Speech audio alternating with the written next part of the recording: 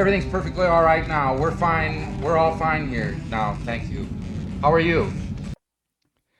Everything is fine here on Detention Block AA23, a Star Wars podcast. I'm Mike, joined by Bogey, here to talk all things Star Wars with all you fans out there.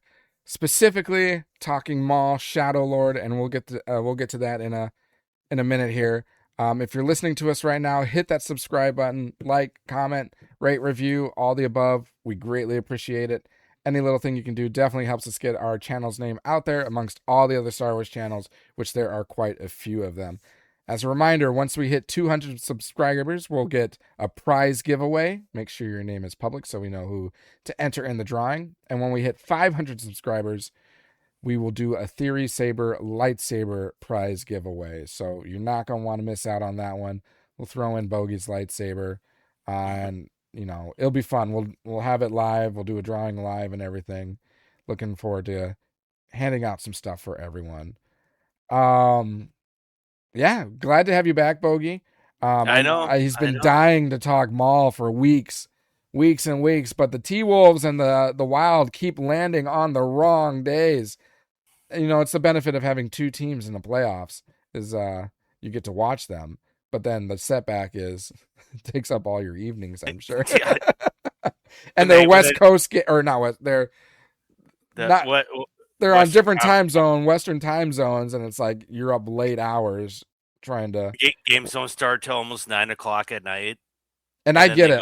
Like if my Packers were in a playoff game, I wouldn't want to miss a playoff game. So, totally get it. We're big sports fans.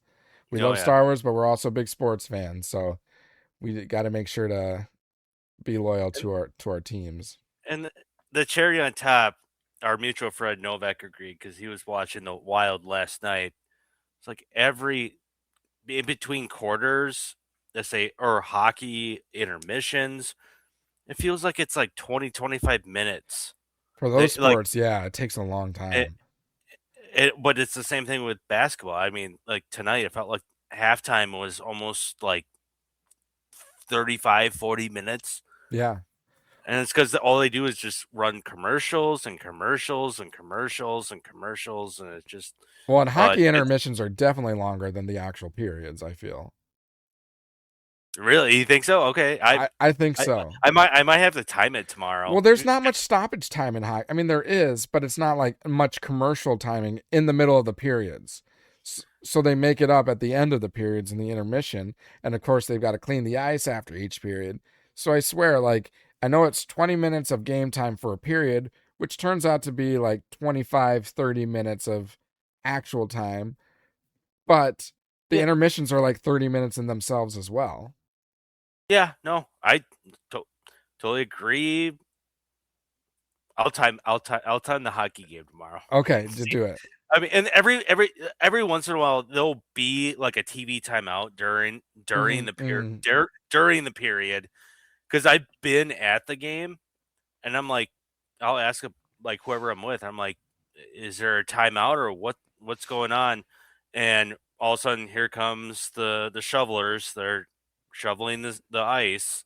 So I don't know how, especially when it comes to playoffs, I feel like they'll milk any opportunity to have more, because you have more people watching, so you're going to have more viewership and to broadcast all these commercials and everything. Yeah, potential customers. Yeah, so that. But anyways, yeah. But good luck to your Timberwolves. Good luck to your Wild. Thank you. I am not a dedicated fan, but I mean, I'm a Bucks fan and a Chicago Blackhawks fan. But I have no ill will towards either the Timberwolves or the Wild. I can root for them. Vikings, on the other hand, I will never root for the Vikings. That's where I'll draw the line. Oh, he's got his Vikings blanket right there. My Vikings blanket. And I do own 2 Wild shirts, so I do have a little bit of, I won't say commitment, but investment. I invested maybe $30 into the Wild. So, I was gonna say otherwise, if it wasn't for the Wolves playing, I would have tried to find one of my Star Wars shirts. But you on the other hand are doing it the right way. Yeah, I gotta May pay the tribute 4th too. May the 4th be with you. I know it's probably, what time is it? Okay, so it is still in California, May 4th. So this is still There you go. on the West Coast, California, Oregon, Washington. It's still May the 4th be with you. So gotta love Star Wars Day. It's a big day to all of our, this fanship. It's our day. So I hope everyone enjoyed their May the 4th, doing whatever it is you enjoy doing. I know I did. I had the movies on in the background as I was taking care of my 2 kids. One of them was sick, but I'm like, I got to do something Star Wars. So I dressed them up in Star Wars shirts, and then I had the Star Wars movies in the background. But happy May 4th to everyone, and I hope you guys enjoyed the day. I know Bogey did because his T-Wolves won. So, and now we move on to Revenge of the 5th. So we got more time to celebrate. So that's good for the Wild because the Wild lost their game. So it's revenge time. So now the Wild will win. Okay. But what a day. Yes. Right? What a day. The biggest thing for May the 4th, yeah. Is Maul. Star Wars, yeah, Maul. But outside of that, Star Wars news. Yep. There was, I think, another trailer or 2 dropped for Mando and Grogu. Yeah. That looked, it made it look a little more promising. Good. I haven't seen it yet.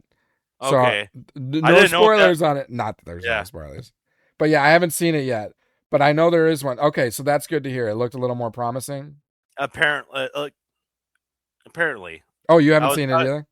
No, I watched someone break it down. Okay. So if that really counts as watching it, sure. or someone just breaking down clips of it that was like, oh yeah, that's good. So okay. So there was between that. I don't know. I thought they said they were supposed to be. I don't know if we can confirm this.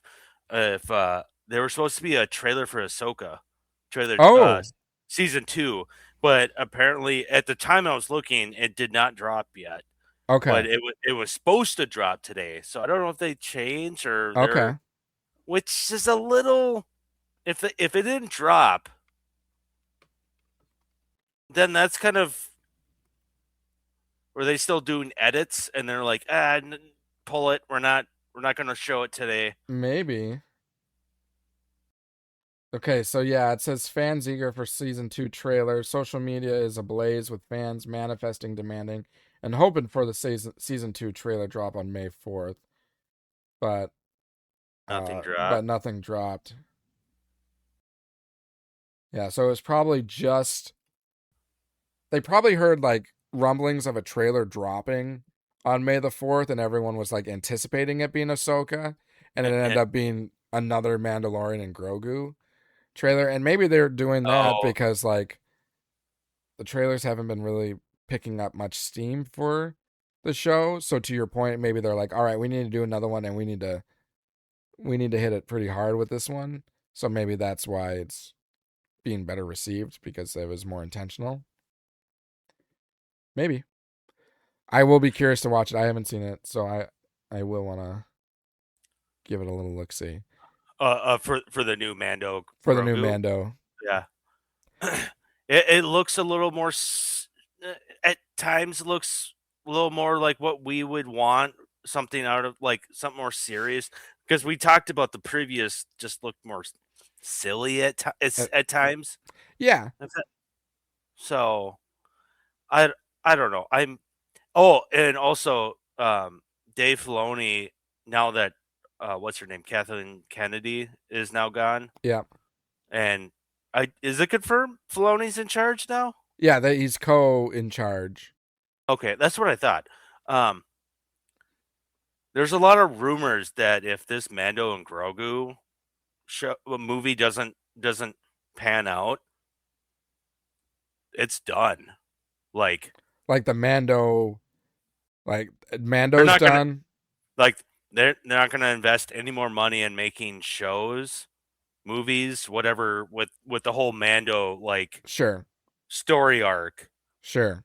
Which is oh man, that's why it's you kind of well, should they have made this a show? It should have been a show. I'm going to say so, I feel even before watching it, it should have been a show. in my opinion, like The Mandalorian is great. Like the first 2 seasons is fantastic, but I feel like The Mandalorian isn't. Yeah, Yeah. season Season three. 3 is what's making everyone kind of nervous about this movie. But at the same time, The Mandalorian is a character fit for shows like television. Yeah. It's Yeah. not a big screen character, in my opinion. Like, there are more. I mean, Luke Skywalker, Darth Vader, Darth Sidious or Emperor Palpatine. Like, those are characters at a level of those are high stakes characters that belong on the big screen. Mandalorian. Now, you could argue Ahsoka, on the other hand, could fit the bill for someone that would be good for a big screen. But Mandalorian, he's more of like a sidekick character. He's got an interesting story. But it's great for television, not Right. the big screen. Right. Similar to like the Solo movie. Like maybe instead of the Solo movie, it would have been better as a show. Things like that. Because like I also think of like the Marvel movies and stuff. Like you've got your main big characters. Tony Stark, Captain Rogers, Captain America. Yeah. You take. Okay, so I was watching something earlier. They were talking about like, can Star Wars really thrive on the big screen anymore? Yes. Outside of these, like, but you can't have. That's because look at how Marvel's not doing so well. Characters have died off. Mm-hmm. This and like your main characters is kind of like, oh, you don't have Iron Man anymore. You don't have Captain America anymore. Yep. Wherever Thor, like your main Avengers crew is no longer there, but you're filling in with these other characters. In this podcast, they were talking about, can Star Wars still thrive, but without having reference Darth Vader, without referencing Han Solo, without referencing Leia, without referencing Luke Skywalker. Like, you think there's a possibility to still... Yeah, I think there is. Expand, and... Because it seems like they've not been doing too well. Yeah. Without those characters. Yeah, and that's both good questions. I think those two have to be separated, meaning, can Star Wars live on the big screen?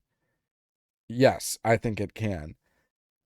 At the same time, I don't think Disney and Lucasfilm have been producing the product that is qualified good enough to hit the big screen. So I think those are two separate categories, but they converge. I do believe for sure that Star Wars can still live on the big screen. I think it was created for the big screen, but I think the way they have to do it, I mean, if we want to use like Marvel as an example, because you have your individual story character arcs, you've got the Iron Man movies, you've got the Thor movies, you've got the Captain America movies. Those movies worked because you had such rich history that already existed for those characters in comics, books, stuff like that. Like people already knew of those characters. So you could have them in a movie trilogy of their own and they would stand out. Now that you don't have those characters anymore, you can't have a movie about, I don't know, you couldn't do it of like, well, maybe you could do Loki, but you can't do it of like Ms. Marvel, or you can't do it of, what's the Shadow Knight guy? What's his name? Oh, yeah.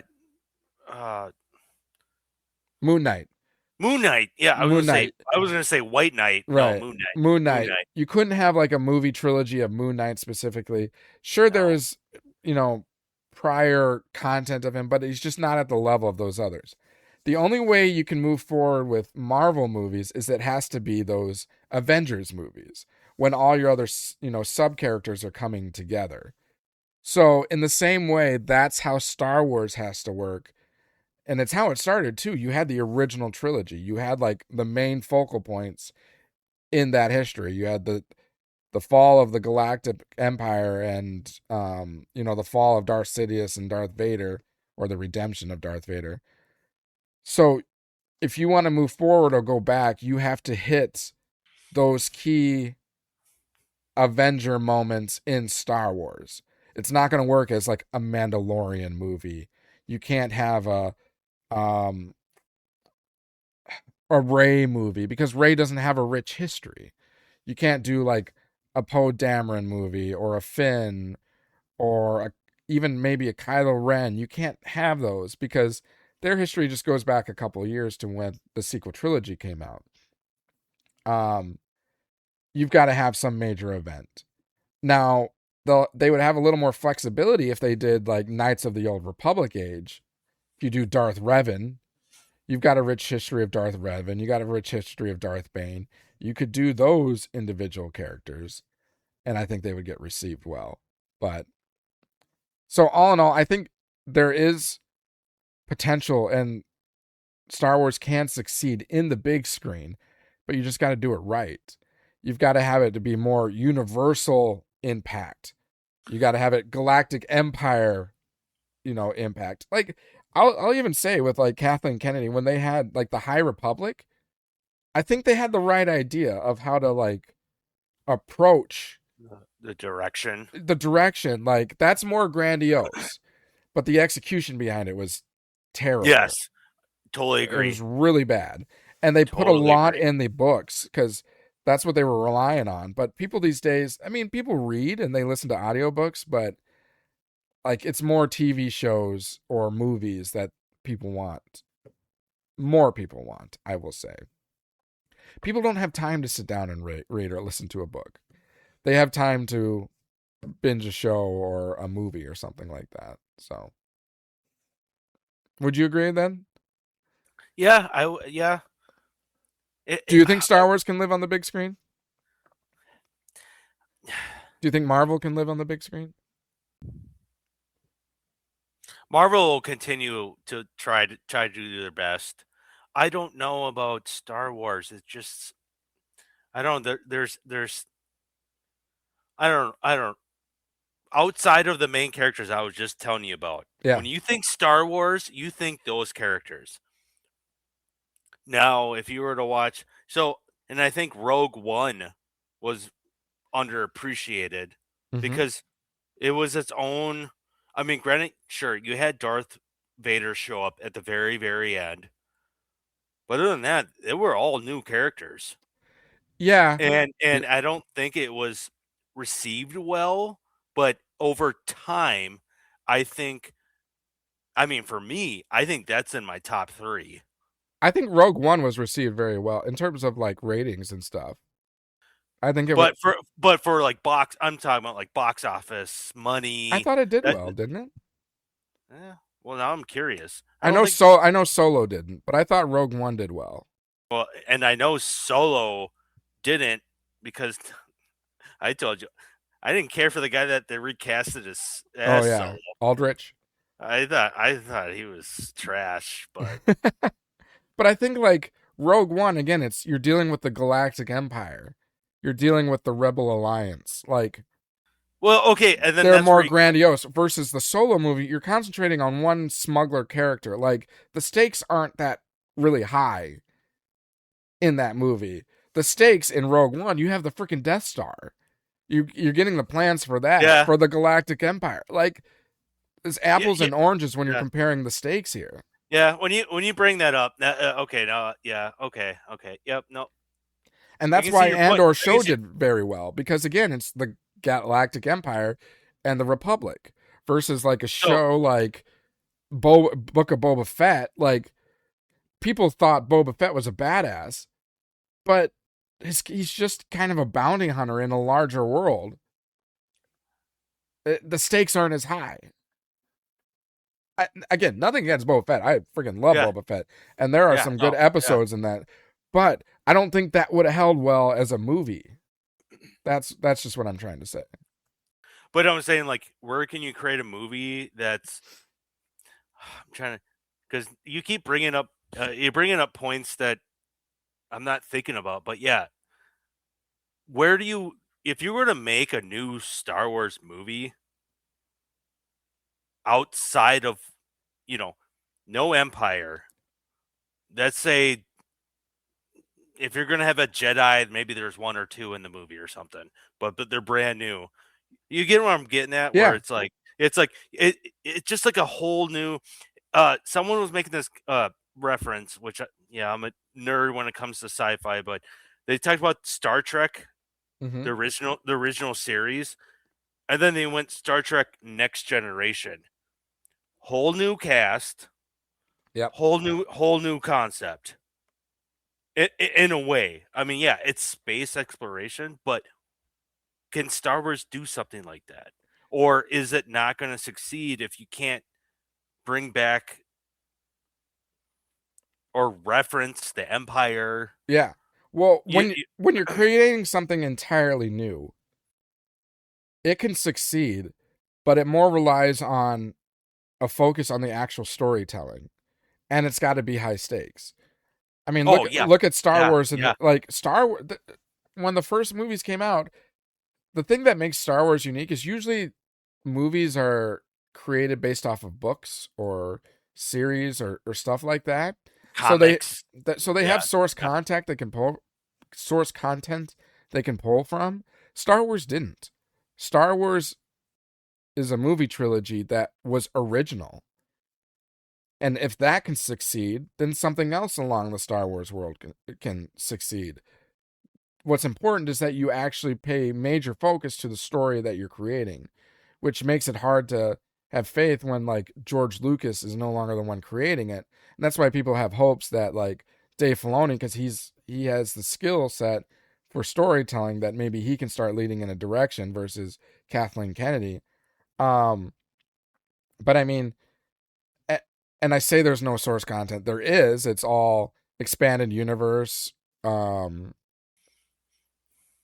like Old Republic type stuff. I mean, that's not really canon.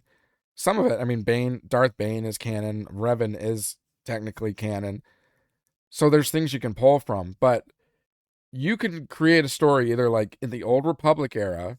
There, there are some very high stakes moments in the Knights of the Old Republic games and what's all taking place there. On top of that, you can go way back to like the fall of the Sith, how that all happened. I know they were even talking about a movie about the dawn of the Force. So where the Force all started. Like I'd be curious about that. That's something, I mean, the Force is more high stakes and universal. It's not like a single character. So how did like the Force get introduced, and how did the formation of the Sith and Jedi and all that transpire? Like those are the things that you should be looking at to create new stories, I think. Could you fit that all though? That's the problem. Is like sometimes you there's so much to if there's so much to tell. Yeah, Is it better in a it's risky show too. versus a movie that where you're like, well, 2 hours, 2.5 hours, that's all we got to tell all like. Well, the way I know I that's get what I your feel point. like I feel like it's so hard to be a Yeah, movie like producer, director, whatever, screenwriter. Like it's like, wait, so you want me to tell this, and make up a script? I don't know. That but I you also get feel like so many like shows now are just like movies or trilogies that they just expanded out longer. That it's more for marketing and whatnot, that they can prolong the hype and everything, versus like when you look at the actual time frame that you're encompassing, hmm it's equivalent. I mean, like I think just, the Maul show that we just got, that could have been just one or two movies. It really could have been. I mean, it could have been. It would be an animated movie, but what's the difference between 10, 25-minute episodes and a movie or a movie trilogy? You know. Yeah, no, I So, totally get your point but I because think the other struggle is that the whole going to a movie, that whole concept has been dwindling. I don't think it'll ever go away, but there's a lot less interest in going to the big screen to watch a movie. People would rather just watch it at home. I mean, yeah. And if people are watching at home, they would probably prefer it as a show versus an actual movie. And that's another problem. I think the podcast I was watching, they were talking about too. Like, if it wasn't for COVID, would we be getting shows or more movies? Yeah, we would probably have a more hefty. I mean, it'd probably be still transitioning to shows, but we would probably have more movies than what we currently have. Because they were reminding everyone about the Obi-Wan was supposed to be a movie. Yeah, supposed to be a trilogy. And look where that went, and it looked like it kind of, I don't know. My thoughts, like, of course, is like being Uncle Ben here. I love Obi-Wan. I love Ewan McGregor, but that show was like half good, half dog shit. Is where my take is. So yeah, I don't know. I just felt there was moments where I was just like, are we skipping here? Are we? Right. Where's the story going? Or I don't. But there was moments where it was good. Can you imagine seeing that in the movie theater of Obi-Wan fighting Darth Vader? That'd been badass. And Darth Vader, Anakin Skywalker saying, "You didn't kill Anakin, I did." Yeah, like that deserved the big screen. Yes, exactly. So I was like, oh man. So But then I look at some of the other scenes and I'm like, I'm glad I didn't see that on the big screen. Yeah, like Obi-Wan Kenobi shooting the gate, instead of just walking around it. Rock around the. Oh my gosh, that was so bad. Or them sneaking Leia out of the Inquisitor fortress.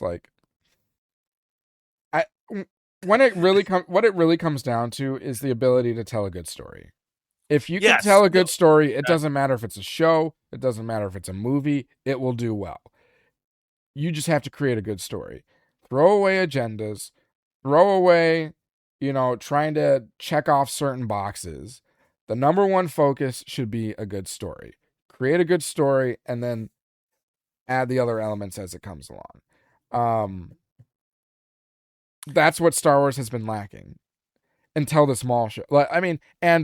Do you feel like the story of Maul was good? Very good. Very good. Okay. It's captivating. It's not only captivating, I mean, the concept, it's not an old concept. Even in Star Wars, you've got a Sith Lord looking to acquire an apprentice. We've seen things like that, not necessarily in the movies or in the shows, but this concept exists within Star Wars. But the way that they created it is what sets it apart. The story, the acting, everything that came along with it made it believable. I've talked about this many times, the suspension of disbelief. If you can knock those things off, then you're going to have a great product. I mean, just look at going back to the Obi-Wan Kenobi. Obviously, it's not a Sith Lord or former Sith Lord looking for an apprentice, but I mean, you have Reva who's trying to build her way up. She's kind of like the apprentice. She wants to be like Darth Vader, but she actually wants to betray him and kill him. That was her whole objective of becoming an Inquisitor, so she can rise up in the ranks. But then you have in Maul show, you've got Devin, a Jedi. And here, okay, let me put it this way, and we'll just dive into Maul because we're setting the path here. So there will be spoilers. Spoiler alert. If you haven't watched it, here's your time to turn it off. Go watch the last two episodes of Maul and then come back. Yes, exactly. Here's how well the Maul show did. First of all, did you enjoy the show? Even the last two episodes? Did you like it? What do you think? Absolutely. The last two episodes, there are so many little things that just you're like, yeah. Oh God, I mean, I had goosebumps the entire time practically. Yeah, and here's It was so good. But here's a follow-up question to that. Could you, before it even happened, like even before the show started, or like after the first 2 episodes, or after watching the trailers, was some of the stuff predictable? Like, did we predict some of these things that would happen? Like, First off, definitely Darth Maul's apprentice, Darth Talon. Darth Talon. That Devin is. I think I said that before the season even started because you brought that up, and I was like, "Oh, yeah, that's definitely going to be her by the end of the season, or at least inspired by her." Oh, well, yeah. Like the Devin's character arc is going to be what we thought was really likely Darth Talon, or at least inspired by Darth Talon. But what we were essentially saying is that at the end of this season, or at the end of the show, Devin is going to lose her master. Like, we knew Daki was going to die, and that it wouldn't be Maul that would kill her, because it wouldn't make sense for Maul to kill her or kill him, the master, because why would Devin join Maul if he killed her master? But he kind of did. But she wasn't there. I know, she didn't see it. She didn't see it. Sorry, keep going. Keep going. But anyways, like, what I'm saying is, a lot of this was predictable. But even though some of the things we kind of figured out what the outcomes might be, it was still awesome. Like, some of the best Star Wars we've gotten, because of how well it was written, how well it was executed. The story was great. The actors were believable. Everything was top notch, which is what made it so good. So that's what I mean. And Star Wars can still live on, like, this could have been a big screen movie. You think so? You really think so? Yeah, I think it could have been. On Screen Crush, you're talking to, why have we not seen just a standalone Vader movie? I don't know if we'll ever get it. There has to be a time where he was like in hiding but quiet, but doing stuff like this, where the Emperor just tells him, like, the Inquisitors can't get this shit done. I'm sending you. I think, yeah, I agree. I don't know. So when I was watching another podcast, someone was like, why have we not... The live action moments of Vader have been so good outside of the, the OT series. But you know, you get what I'm saying? Like, why hasn't... Because every time he shows up in live action for like a brief moment, specifically Rogue One, you're just like, how do we not have a movie? Because I think a lot of what goes into what makes Darth Vader's character so captivating and great is the mystery behind him too. When that's that you don't get much of it, because even in the original trilogy, I forget what the breakdown is, but he only has like 7 or 9 minutes of screen time.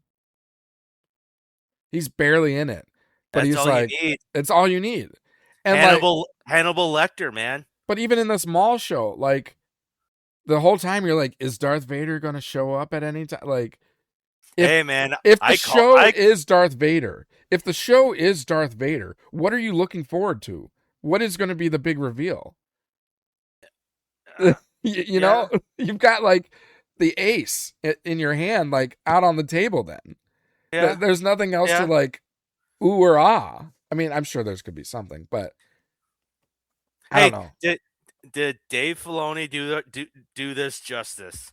Wait till May 4th. Not reveal anything in the trailer, reveal nothing, because I remember we were having our doubts about, is Maul ever gonna fight Vader? Yeah. Oh man. Yeah. So, like I said, goosebumps. I was like, oh, thank you, Dave Filoni. Thank you. Well, once they dropped the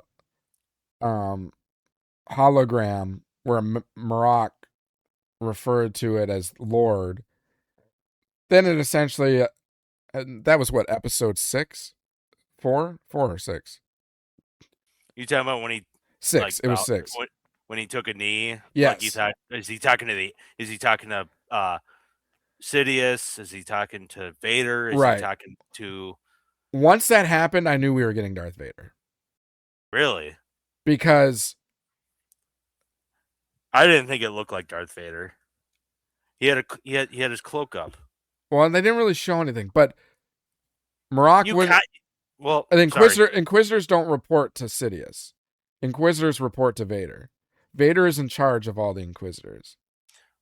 That's why I thought it was the other guy, the skull face guy. Oh, sitting that Merrick was. Yeah. No, I think I'm confident it was Vader, and Merrick is Marok. However you. It's Marok, but yeah. And then Vader sent out an additional Inquisitor, knowing that there are now Jedi involved as well. But he wouldn't be reporting. Marok wouldn't be reporting to Sidious. That'd be going behind Vader's back to report to Sidious. I know, Sidious only deals with Vader and Tarkin. Those are the only ones he deals with. Is that a fact? For the most part, yeah. Okay. Tarkin in terms of the Galactic Empire, and Darth Vader in terms of, I mean, Darth Vader is his, like, number one palm. Well, yeah. His left hand. Yeah. Or what do you call it? The hand of the king, essentially, is Darth Vader. That sits left of the table or whatever to the right hand man. Right hand man. That's what I'm thinking. Right hand man that always sits at the table to the right. Yeah. If something needs to be done in terms of anything, just send in Vader. Oh man, these episodes though, I don't know how much you want to cover. I know it's getting late, but oh man, like the animation, the lightsaber fights, top notch. Yeah. I don't know. What was your thought? I thought the animation was great. I didn't get a chance to talk to. I like how there was a moment of transition, because the last time I was talking that I recorded with you, one of the Death Star or Star Destroyer showed up. Yeah. And that's where Marok and whoever. The other one shows up right here at episode 9 or 10, and you know that Darth Vader's probably on that one. Yeah, yeah. But then you saw the transition. But I love how they're still using the Republic gunships from the Clone Wars. Yeah. Wasn't that cool? LAAT series. Yeah, ships, yeah. But then they transition, and they also said, because I was watching someone breaking it down, how you can even tell the clone troopers don't look like clone troopers; they now look like stormtroopers. Yeah, like their whole outfit changed. Yeah, and I was like, oh. And they're still primarily clones. I mean, there's probably some enlistees that are non-clone, but you still got predominantly clone soldiers within the stormtrooper or the early version stormtrooper outfits. But it would make sense that you're getting these newer looking stormtroopers. Yeah. Because that's Vader's ship. Yep. You know what I mean? That shows up like I said. It has to be 9. Yeah, because it's in episode 9. Because oh man, just getting to the point where, do you think Rook Cast is dead? Rook Cast is dead. You heard her neck snap. That was terrifying. But it's off screen. You know, everyone's speculating that she's the armorer. Yeah. I don't.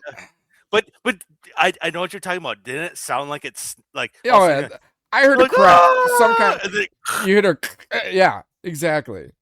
I mean, maybe it was. You don't know it's a neck that snapped, I guess. But there was a moment when Vader was fighting Maul and the Master, where he stopped his lightsaber, but then Maul stopped his lightsaber with the Force, but then Vader stopped the other guy. He was force choking Maul. Uh-huh. it sounded like he cracked his neck though. Yeah, there was some crackling. It was almost the same noise, but Almost. Maul didn't die, so I don't know. We don't know. I mean, there's a few off-screen deaths or no deaths that are in question. I mean, we don't even know, like, not that her character really matters, but Chief Chris, the one who took the fall for Lawson, who got interrogated, and they show like the claw marks on the desk and everything. Like, they said that they send her off indefinitely. Like, they're implying that she's dead, but you don't know. She's been transferred, or maybe whatever. She just got transferred to the prisons like that from Andor, where they're creating death star parts. Yeah. Lawson, you don't see him die. You only see him get shot in like the shoulder and like the leg, and then he walks off in the fog going after some stormtroopers. You don't see him die. You don't see Rook die. So yeah, I mean, they've got a few of those, but the only one that I'm questioning or thinking that's probably still alive is Lawson. I think he's still alive. I think Lawson's still alive, and I still think Rook Cast is alive. I'll give Rook 50-50. I'll give Lawson 75-25. There's no way they would off her that quick. I don't. That's a good question though. That's a good debate. Like, I guess what's the whole plan for Maul? How many seasons are you gonna do? I mean, I don't know. I just feel like what if those two find each other and find a way off planet to meet up? Lawson wants to reunite with his son, and Rookcast wants to reunite with her loved one Maul. Yeah, I don't know if Maul's going to have any more interest in her, because we bring in Drayden Voss, so now we're going to start the Crimson Dawn area. So now he's going to be an underlord. He's going to, I mean, I know Drayden Voss kind of leads Crimson Dawn, but Drayden Voss reports to Maul. We get that sense from the Solo movie at the end of it, because Kira is trained from Maul. Okay, Kira's part of Crimson Dawn. Where's that affiliation? So obviously Maul is above Drayden Voss by the time the Solo movie comes out.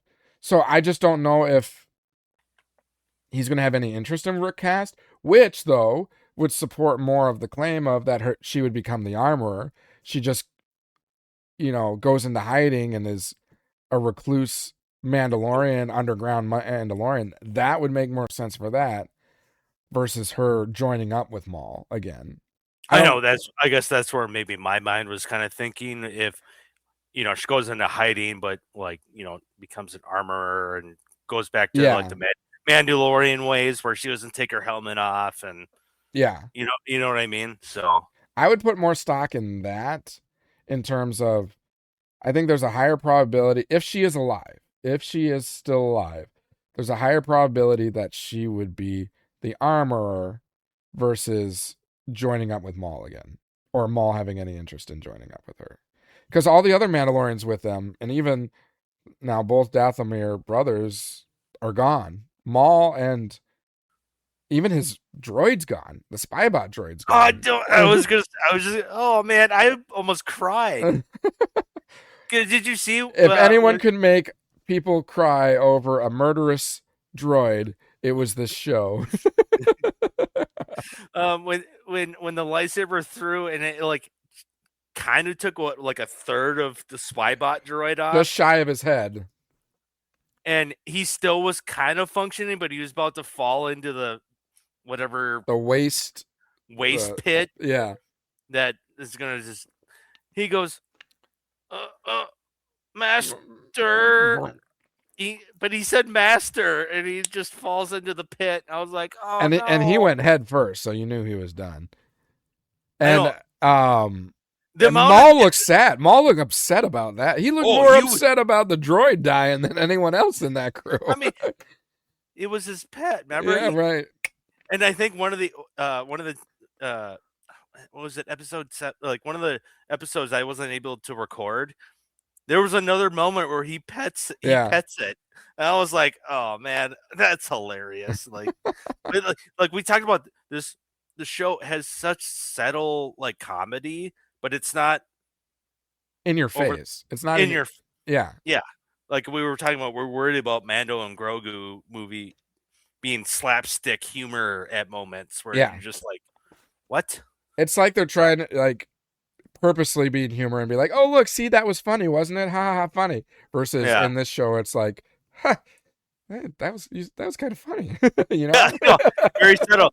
But we're also really serious here. Yeah, like, we got some shit going on here. Exactly. Like, what was there was another scene before Spybot got killed when he was like doing what is that, a shift or a shift? Is that what they called it? The little transport thing to go across the wasteland. Oh, was it Lawson that like touched him and he was like, don't touch, no. Yeah. And I'm like laughing about that. So like they're not trying to be funny, and then just showing a droid getting pissed off for touching him, and you're like, that's funny. And then all the moments Two Boots has. Yeah, Two Boots. It's all subtle, man. When look, I got new boots. Yeah. When he was transporting across on that, because it was only two at a time, he gets on board with the small Vario. Yeah, and he's like, oh, of course I got to get on this with a cop or whatever. And he goes like, oh yeah, like I really chose this, or they go back and forth as they're transporting. Yeah, and then Spybot, I think wasn't he pulling it back? Yeah, he was the transporter. Yeah, Spybot in his own way was like, shut the fuck up. Yeah, see, that's how you got to do this. That's how you got to insert humor. Make it subtle. Make it not the focus, but like if you think about it, you're like, huh, it's kind of funny. Yeah. And it's funny then we can have moments like this where we're like, did you catch that? That was hilarious. Right. Because that was another thing. From the previous recordings I wasn't able to make. I mean, did you see that moment where he the one commander guy is like, that's not regulation. Yeah. And he's like pointing at his boots, and they look like Ugg boots. Right? They were terrible looking boots. They look awful. Yeah, they were almost like basketball shoes that are like right up your ankle really high. Or they're like Back to the Future looking shoes, and they're like blue and yellow. Oh yeah, they look like Marty McFly when he was wearing those boots. Yeah, connected to the hoverboard. Yeah, that's what I was thinking when I saw it. And then he gets rid of them, and he's like, "Oh look, I got new boots." And it's like, no, Two Boots. You're conforming. Your name is literally Two Boots. You're known for your boots, and you're listening to the Empire here. Stop being ignorant, you ignorant bitch. Ignorant bitch. I mean, he was being so ignorant, but he's a droid following protocol, obviously. I like the growth, though, of watching Two Boots. Yeah. Separate from protocol. Yeah, becoming independent from just being like a robot. It's almost like making K2SO. K2SO. Yeah. By doing what, Exactly. But he did it, but he kind of just did it naturally. Yep. So I really appreciated that, and how he would actually listen to Lawson every time he gave him a command. It's like, make sure my son makes it on the ship. Make sure protect him at all costs and everything. He's like, but sir, my captain. He goes, no, that's your order. Like, protect my son. Protect my son. Well, they did a good job of like showing the struggle. I mean, like, can a droid struggle morality? I don't know. I mean, that's really a deep and sophisticated question in the Star Wars universe. But like, if one could, they really made it show like it could, because every time like there'd be a situation like that, or whether it's Lawson telling like Two Boots, you just don't understand, or one of the other captains or officers there essentially saying the same thing, then like after they would have that conversation, they would show Two Boots' eyes or his face, and you could tell he's thinking, like he's trying to understand. So they show that like level of conflict that that the droid was actually having, trying to compute protocol versus trying to understand human behavior. So it's things like that. Like I love that stuff. It's And like the there's details is what makes it so good. like just the details, because too, like he's like wondering what is Preston, because he blinks. Yeah. Yep. And that Dr- accentuates he's thinking like yeah, exactly. yeah, yeah. So I mean, so Two Boots, awesome. Uh, let's get to Maul himself, because I think when he fought was he fighting the Inquisitors, or when did he get or no, when he was fighting um Docky and Devin, he got originally injured, and, right? and got like kicked in the leg, and Yep. then one of his brothers or whatever is like trying to fix it. I find that interesting that he can feel it, but Yeah. it's robotic legs. He goes, ow, ow, ooh, like when they're like Yep. whatever. And but then when he fights Vader, Vader hits him on the side, and he goes, oh, and he got really pissed. Yep. You know what I'm talking about, that Yep. scene. It looked I like thought a that was, chunk out of his leg was taken just from the yeah, say. because then he was limping the whole way. Mm-hmm. And I was part of me is like, okay, can you explain a little bit more? Was like when his legs were put together, like he has feeling and mechanical legs, Um, or was that ever, or is this kind of new? no, it's I don't know if they necessarily specified on it, but if I'm thinking correctly, it was dark magic that helped played a part in these legs. Um, so who knows in the what do you call it, like spell or however you want to refer it to the black magic, maybe it allows for like a sense of feeling for the legs. Or I mean, like Luke Skywalker, when he got the new hand and he gets pricked, then he was feeling that. So maybe the technology, well, not maybe, the technology exists for them to be able to feel, even though it's not human, it's mechanical, but you can still get the sense of feeling. So one of those probably plays a Okay, part in that.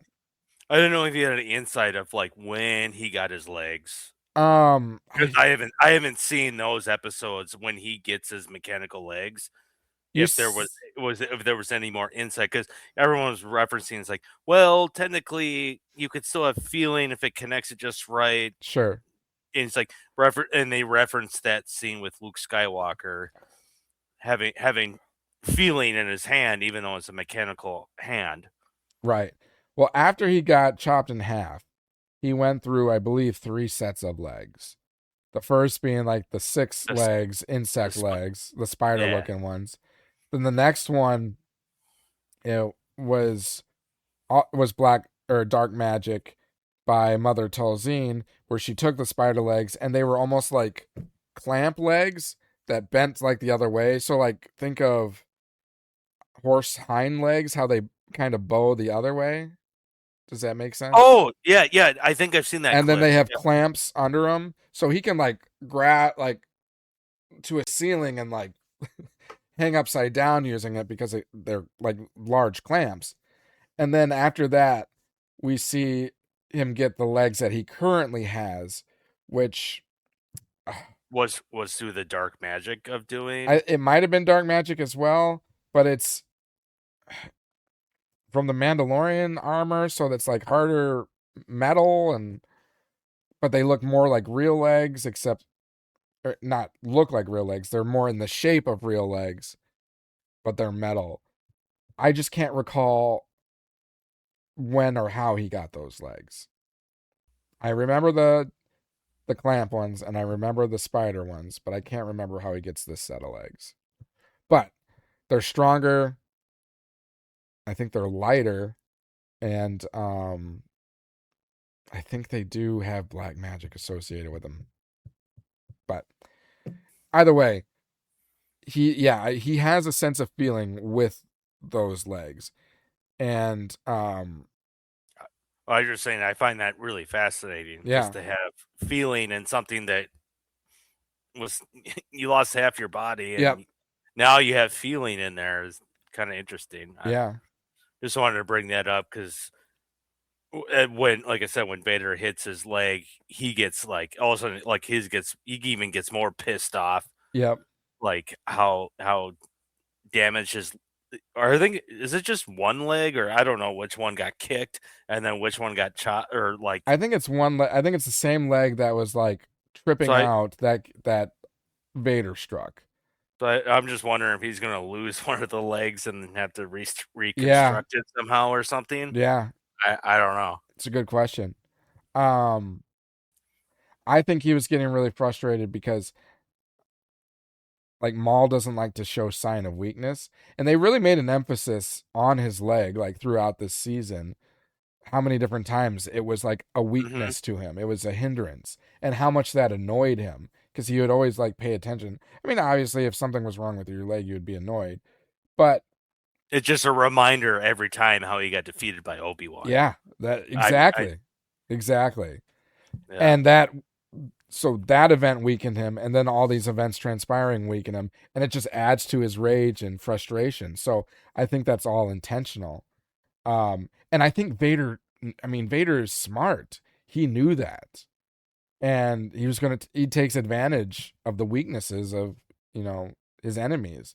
So, I mean, I think we were talking about this. Maybe we were about how when Maul is fighting Devin or Daki, it's almost like he's toying with them, like he's more powerful than them. And we knew that Maul wanted Devin as an apprentice, so he's not going to kill her. So he's just kind of like toying with her a little bit when they fight.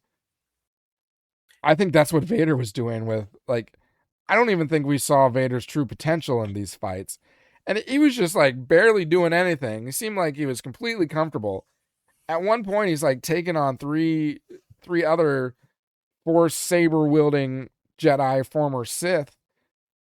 I thought that was sick.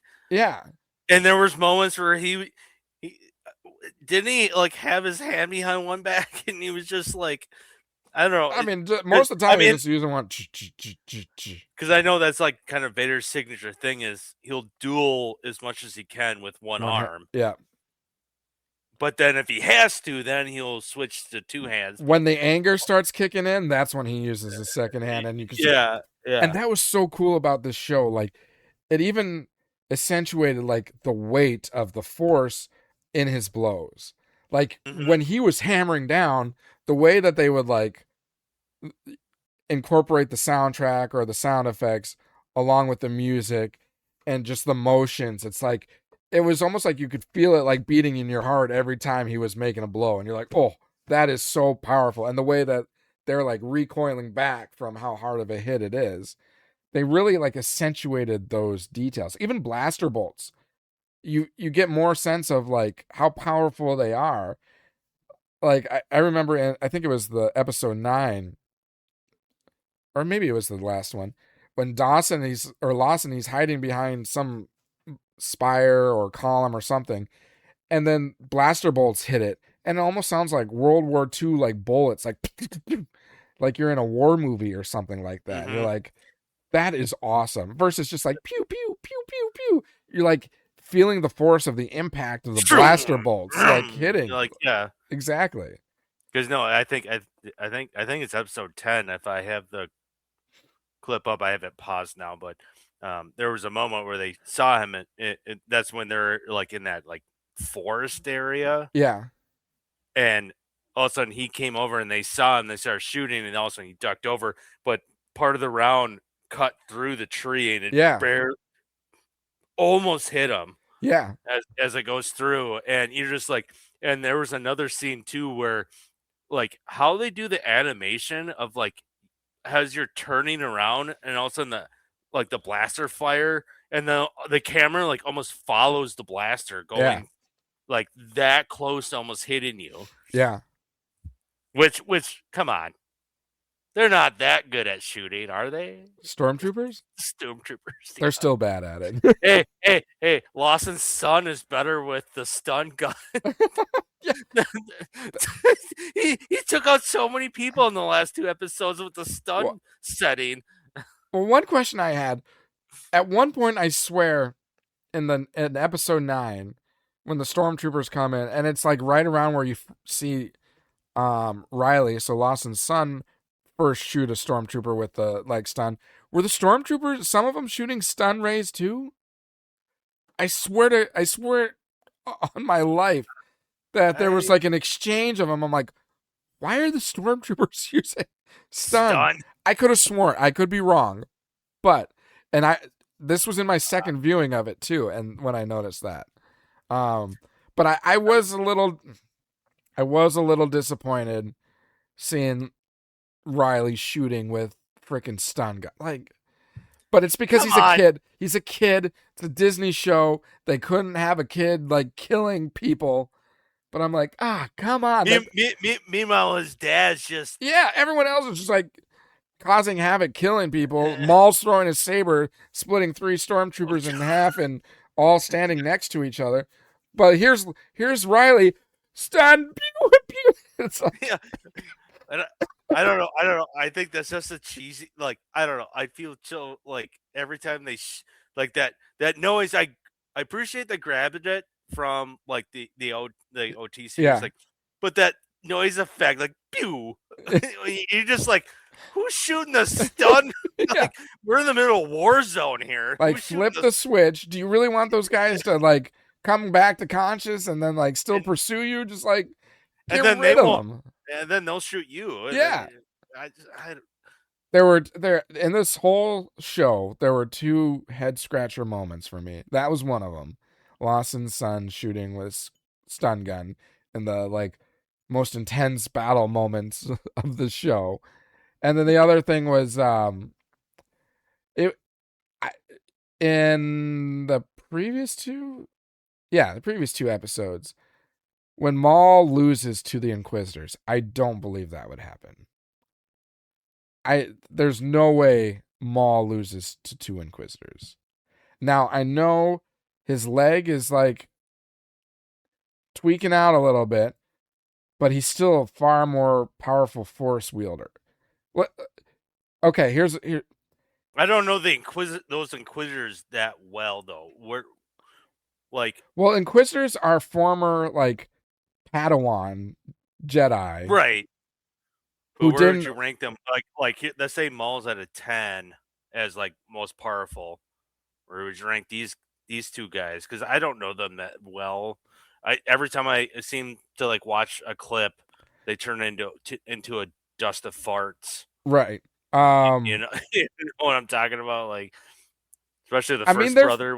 They're force wheelers, and I mean they're strong, but I don't think that they're not at a level that could defeat a Sith or a Jedi, like a fully trained Sith or a fully trained Jedi, because they're not at that level. And Maul defeated Qui-Gon Jinn and Obi-Wan Kenobi. I know Obi-Wan Kenobi did end up killing him, but that was a result of his like arrogance. He struck down Qui-Gon, and then he defeated Kenobi, where he's dangling on some like. I was gonna say, what do you mean defeated Kenobi? Oh, he had him dead to rights. Dead to rights, and he was just toying with him. He was hitting that lightsaber on the floor, just like, haha, you're down there, I'm up here. Look, I beat you, and I'm just toying with you. I mean, all he had to do was force push him, and Kenobi's gone. But he was reveling in what he had done, and then that's how Kenobi was able to end up defeating him. So originally, Maul won that battle between the 2 of them. I mean, he even just defeated. Even alone, he killed Qui-Gon, who's a Jedi Master. Versus really good one. Kenobi is still a Padawan, still learning, so not as great. But Maul defeated the tough one, so he could have easily defeated Kenobi.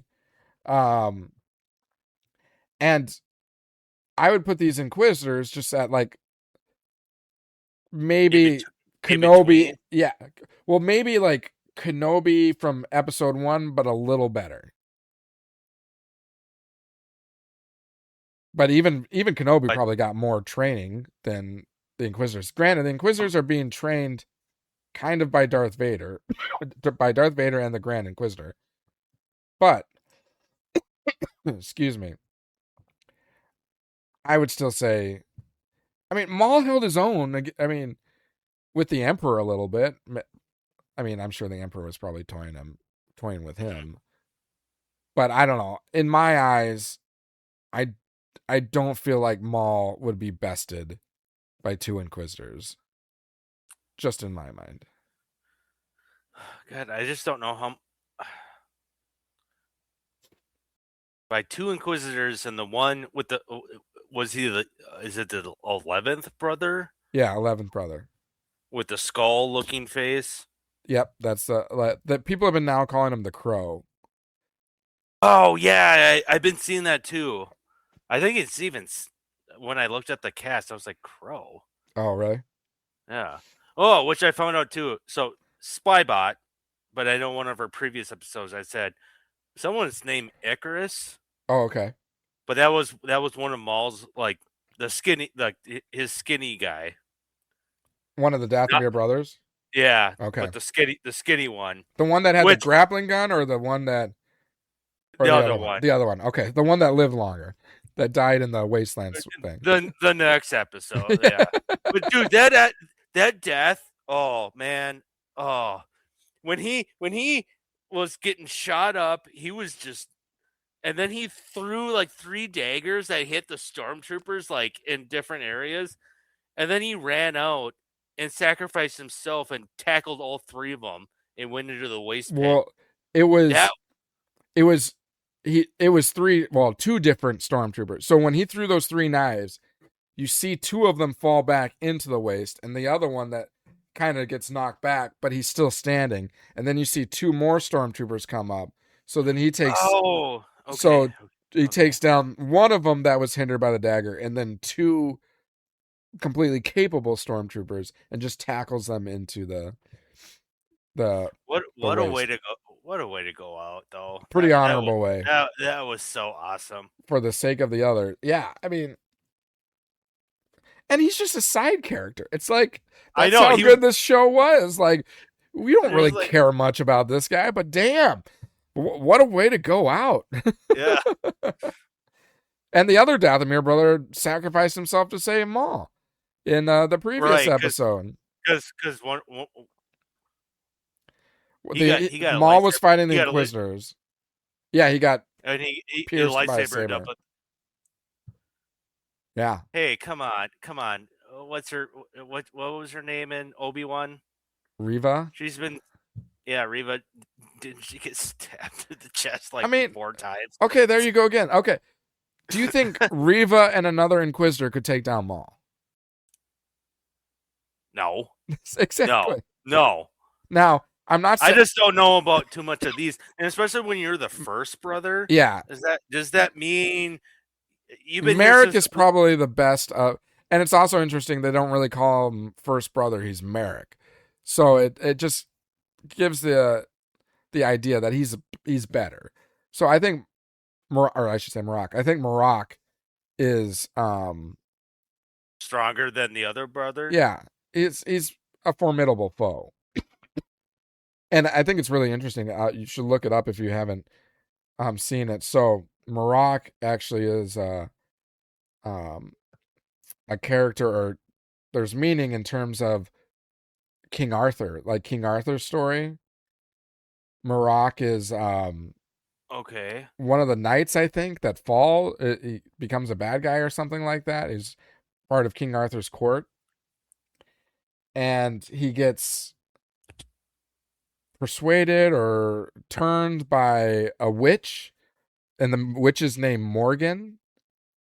And in Star Wars, Morgan Elsbeth is that Dathomir witch that has Marok as the Inquisitor in the Ahsoka show, that brought him back, that because we know he's like a fart or whatever when he gets killed. So it's like he was brought back as like using the dark witch power. Yeah, dark magic, whatever. So that correlates to the King Arthur story of the witch Morgan bringing Marok back to life or turning him to the back, something like that. I don't know the story exactly. I was hearing this, so there's some King Arthur connections, and his Inquisitor looks very much like a knight, like an armored, like swordsman knight type of character, like a King Arthur court, but obviously with a face shield the whole time. So I'll have to look that up. Now you got my curiosity. Now you have my attention. yeah, No. so I think that's really awesome storytelling, connecting to stories that we all know from little kids, King Arthur and whatnot. I'm trying to think through these okay, so for the first episode, or episode 9, where essentially we get connected with Drain Voss, so he's going to be their kind of like exit out of the planet. I thought Maul had some great character development situations in this episode. Things that he did that you didn't really expect that he would do. For instance, like, well, because it was telling Daki and Devin to flee. Yeah. Almost like sacrificing himself, but he probably just figured he can take him on, but says, go leave. I thought that was very fascinating because it doesn't seem like Maul's character to save people. Wasn't the episode called Strange Alliances? Strange Alliances. I was going to say Unexpected Allies or something like that, but close. Yeah, it was like Strange Allies. Like the two groups getting together, like, let's get the hell out of here, but we have to work together. Yep. Type thing. And Maul was definitely abiding by that. He knew that in order for him to survive, or him and his new apprentice to survive, they all had to work together. And when they're going over that like waste pit with that platform, because Devin was the one, when she got over, was holding it. Yep. Because the power went out and it was going to sink, so that she was trying to keep it open so that they could jump. I loved how Maul told Devin and Daki to jump on that thing before he even went. Yes, that's what I was getting at. And I understand that he would do it to Devin, but he did that for Daki, which was shocking. Yeah, I was like, wait, what? I thought he would be the one. I mean, well, later on towards the end when they fight Vader, that's another story. But yeah, and even when Rook like questioned him about like teaming up with them, he's like, what about the old one? And he's like, he's a Jedi Knight. We need him. And then at the end of it, he's like, for now. So he's a Jedi. He said he's a Jedi Master. He's a Jedi Master. We need him for now. So he's alluding to the fact that at some point they won't need him anymore, but definitely needs him right now. Mm-hmm. So that was cool. And then when he jumps over, though, because I thought one of the Inquisitors threw their helicopter version of a lightsaber. And Maul deflected. Just like batted it back. It just like, fuck you. Yeah, threw it back, that was awesome. With his lightsabers, and then like made the double jump back to like, where everybody else is. And I was like, that's fucking sweet. Awesome. The animation was so awesome. Like, yeah. Well, even when Devin was like jumping through, how she had to, because it was like a low ceiling, so when she jumped, she kind of had to like twist as well.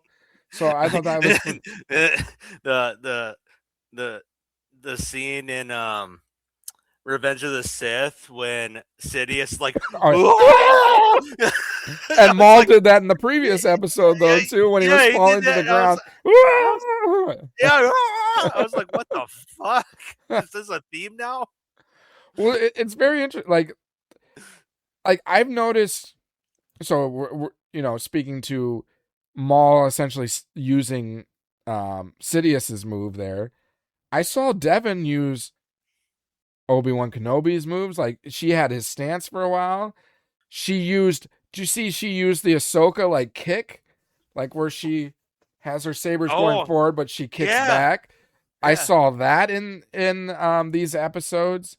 So I just things like that is just like fascinating to me, how they're like pulling different moves and everything.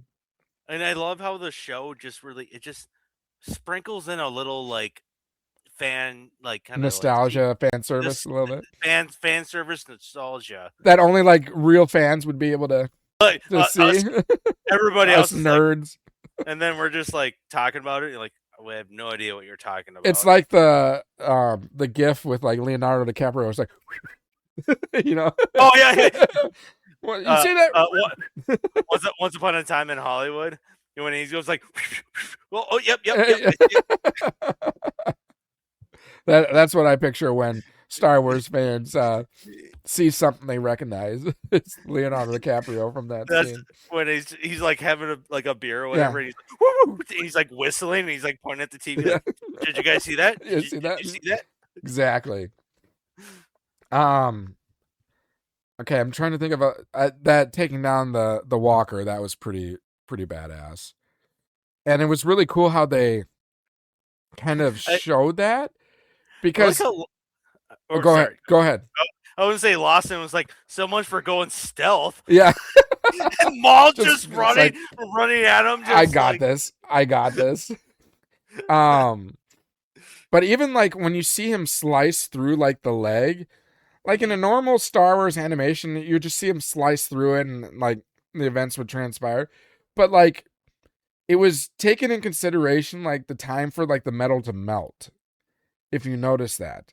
It wasn't like immediate. It took a while. It went and then even like made another step and then like collapsed. So it's like I think that's when Maul was just like, did that not work? So then he just threw it and just sliced it in half. Yeah. All I could think of when that happened is when Gimli in Lord of the Rings told Legolas after he took down the elephant, he's like, that only counts as one. That's all I can think of when that happened. We talked about that the last probably when we saw the trailer. Yeah, when we watched the trailer. It only counts as one. But I wonder how many people were in that thing, but it was weird how it just exploded though. Yeah. Instead of just like slicing in half and just right. But who knows? They were still using old Republican gunships. Right. I'm trying to think of other things that I wanted to talk about. And I mean, there were so many good moments. So they do that. They confront the Empire. And then, the scene when the Inquisitors popped up. That was like creepy. That was like a horror movie. There were so many moments that were like horror movie-esque in this, where they're trying to cross the wasteland, and they come running. You see Docky turn. He senses something, and then after he senses something, then Devin and Maul kind of come in tune with what he's in, and they ignite their lightsabers, and then they just appear. They're like running, like super fast. I know, yeah. And they jumped like they were like insects coming through a tunnel type of a thing. Yeah, it was like, oh, that's creepy. That's a good point. The first fight before they get across. Yep. But come on, the best scene is Darth Vader. Oh, does that not feel like Dagobah? I mean, it definitely has that feeling of fog and kind of a jungle kind of land. I mean, obviously. Go ahead. Just him pulling Rook cast when she comes running, she's like, I'll scout ahead, and she comes back, she goes, there's someone or something, and all of a sudden she gets grabbed by the Force and just she screams. And like you said, you thought you maybe potentially could have heard, like, did it sound like something snapped? Something snapped. Yeah. But you never know. Maybe she got thrown against a tree or something. Yep. A tree branch or something. And then right away, you get like, I don't even know how to describe like the soundtrack, but him like just slowly walking. You get the Imperial March sound, his Imperial March song as he's showing up. Okay, is that what it was? But first, the first thing you know is, or you the first indication is the breathing. And I feel like that's Oh, become no, a trend. Every time Darth Vader gets revealed, it's first through the breathing. And then you're like, oh, again, that Leonardo DiCaprio. You know, I don't. Darth Vader's coming. And then sure as shit, he shows up comes. in the flesh. And he just literally toys with them. Looks so good. Like I'm not like you have two Jedis and Darth Maul. Darth Maul, I love the look on his face, the animation, where he just looked and he just like his eye just glued like kind of like, oh fuck. Yeah. Like, well, and he knows that he's not an Inquisitor. He's like, you're not an Inquisitor. Who the fuck are you? Like, I was gonna get to that. They were gonna start fighting, and at one point he goes like, "You're no Inquisitor," and then they start fighting. And I forget this is the quote, and apparently it was taken from, I think Rebels. Okay. Where Ezra and what was his master's name? Kanan. Yeah, where they fought Vader. Yeah. And at one point when they got away, Ezra said, "What is that?" Yeah. Not or no. Is it? Yeah. No, what is that? I think he said. Yeah, it's not who is it, because I think I texted you earlier. Yeah. That it was who is he? No, he said, "What was that?" Yeah, I think that's right. And Maul does the same thing. He starts fighting. You're no Inquisitor, and he starts fighting because he knows like you're way too talented. And then said, what are you or something? What are you or something like that? Yeah. Treat him like, are you a machine? Right. Or something like even Maul, like just seeing Maul doing his best to fight Darth Vader. I've been wanting to see this so bad because it kind of answers the question. Vader kicks everybody's ass. He does. And I like Maul. I always thought maybe there was a chance with Maul with the double lightsaber, but like I said, there was times Vader was just sitting there using his saber with one hand, just taking. I was like, what? And it just shows the power. And another thing I noticed, like in those fightings, every time, or if you watch the others, meaning like Daki, Devin, or Maul, the art or the animation, when they're fighting, it's very like jaggedy, quick, impulsive. But if you just watch Vader, it's very smooth and like it's almost like he's not or barely even moving. There's no blur to him. There's blur to all the others, but there's no blur to him. He's just parrying every move so easily, like he knows what strike is coming down. There's only one time he got hit, and I think that was Daki that hit him. Yeah, that was Daki that hit him, right? Right before he got pissed, and then got him on like the shoulder or something like that. Yep. Towards the end of the sparring, or yeah. Okay. I was gonna say the other part too that was awesome is like the moment where like you have blaster fire from Two Boots and Lawson and whomever, the one syndicate guy, like they're all shooting. You know, Vader, he literally, I think he had his other hand behind and he just like boof, boof, boof, just deflecting everything. Yep. And I was like, oh my gosh. And then, at one point, he took the Force and just shoved literally like 8 of like what was left of their crew. Like 8 of them. Like just it was nothing. Just went flying. And that was early on. And then it was after that. That was the beginning of the fight. And then after that happened, Lawson's like, we serve no purpose here. We might as well leave. He's like, this is useless. Let's get out of here. So the non-Force wielders fled. That was kind of funny. I think that's how they got when they got separated, because Lawson's like, this is useless. Let's get out of here. I felt Lawson's character was so believable. Talk about having some like, I mean, he stands no chance in this like universe against his enemies, whether it's Maul, whether it's Vader now, where the Inquisitors, even the Galactic Empire. But like, here he is, still surviving, and still has like a wit to him, we're useless here. Let's get out of here. It just made him so believable. Well, hey, remember we learned about him, his backstory. He was a former bounty hunter. No, that's right. Well, with that gal that owned the casino. Rena. Rena. I think it's Rena. I think it's Rena. Rena. Yeah. Yeah. But they were about he told a story how they knew each other because they were both bounty hunters. Yeah. So there might be a love interest there. No, well, yeah. There might be adultery that took place, and maybe that's why him and his wife are no longer together. Yeah. Well, it sounded like it happened before he met. What's her name? Like, I don't know if they're. Yeah, still... I mean, those events took place before he got married, but it seems like they were still in contact. Oh, yeah. So, my understanding is there was something there. And it's one of those where, like, they allude to it, so, like, kids don't really catch up on that, but adults will be like, okay, I understand what happened here. Because the first time they interacted in the show, we were talking about that, how... Yeah.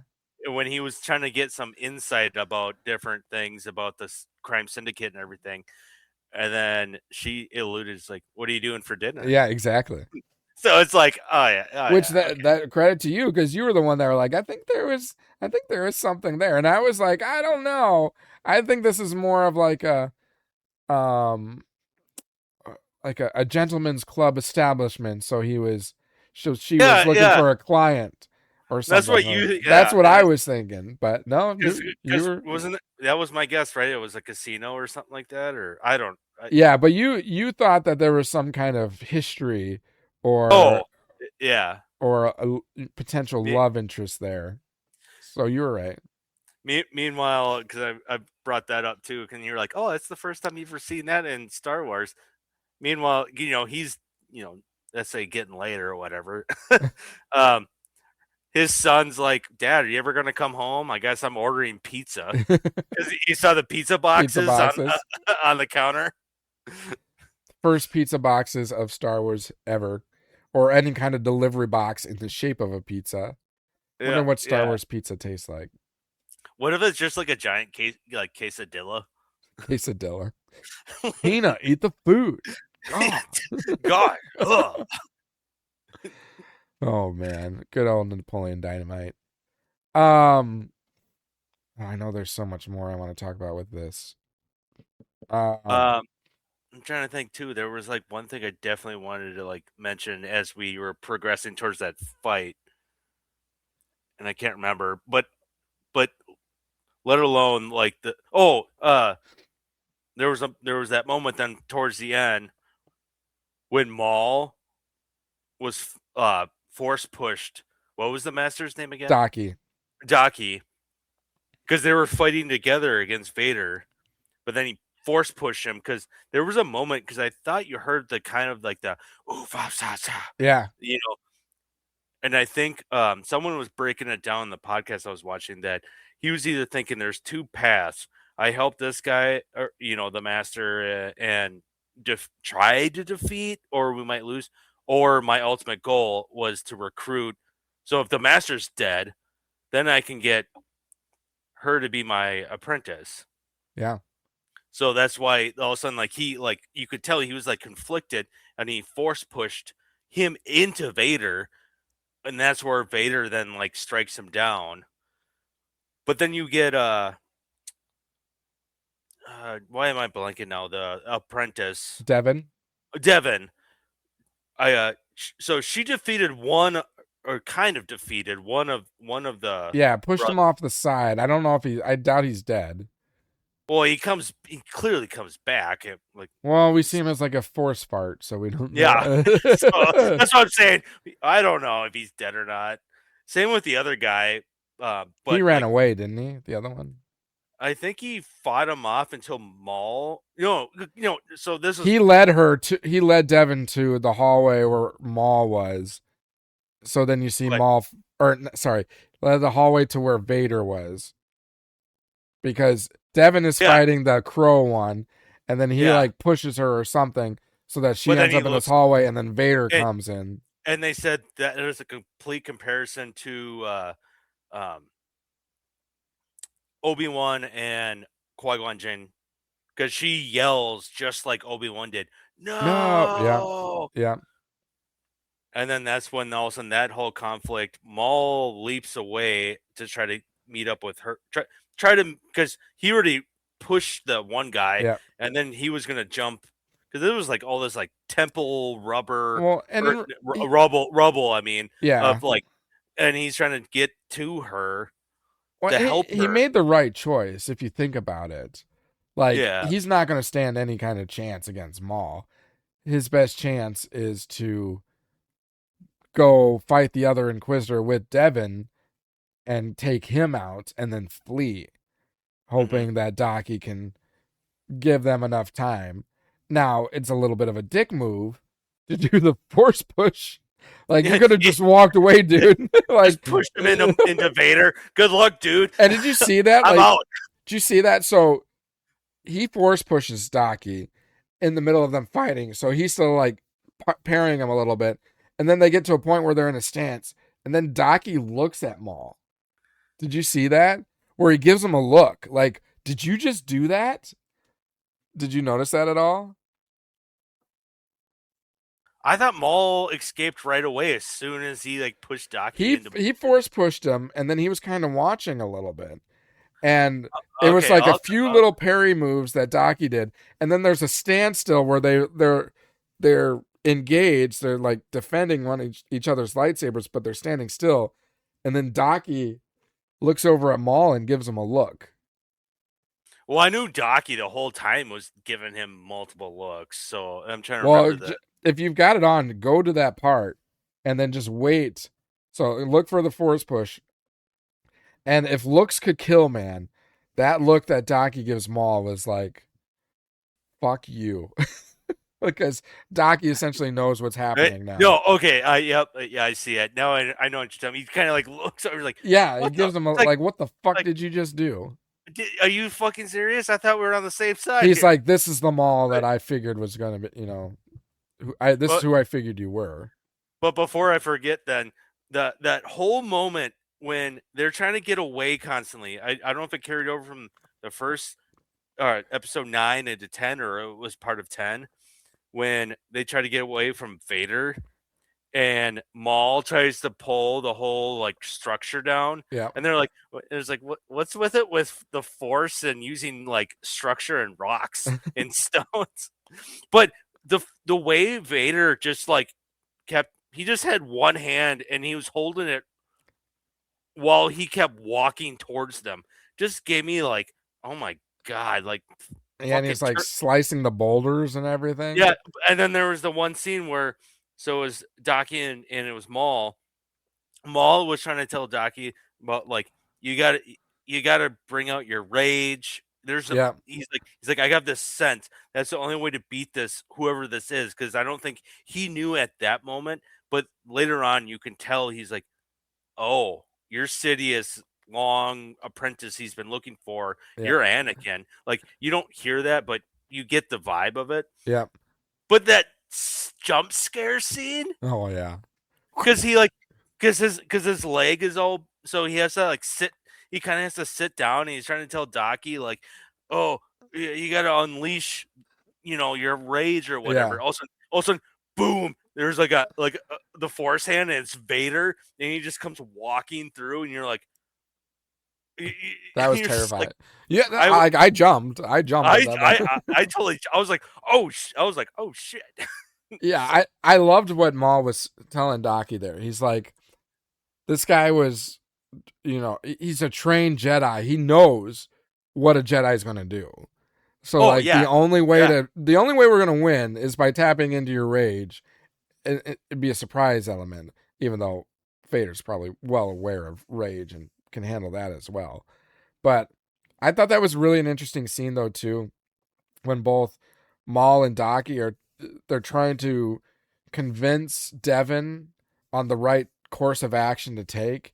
It was like it was a perfect like angel and devil on your shoulder scene. Totally. Like, you got one saying one thing, you got the other saying the opposite thing, and you got to make your decision here. And I mean, Maul looks like a freaking devil, so it's perfect that he's the devil side of it.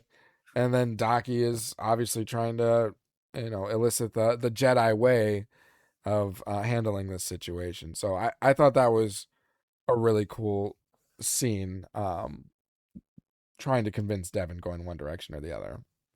Which overall, this whole first season, I think some people might knock it up for this or that. I thought the dialogue was great. I don't know. Oh yeah.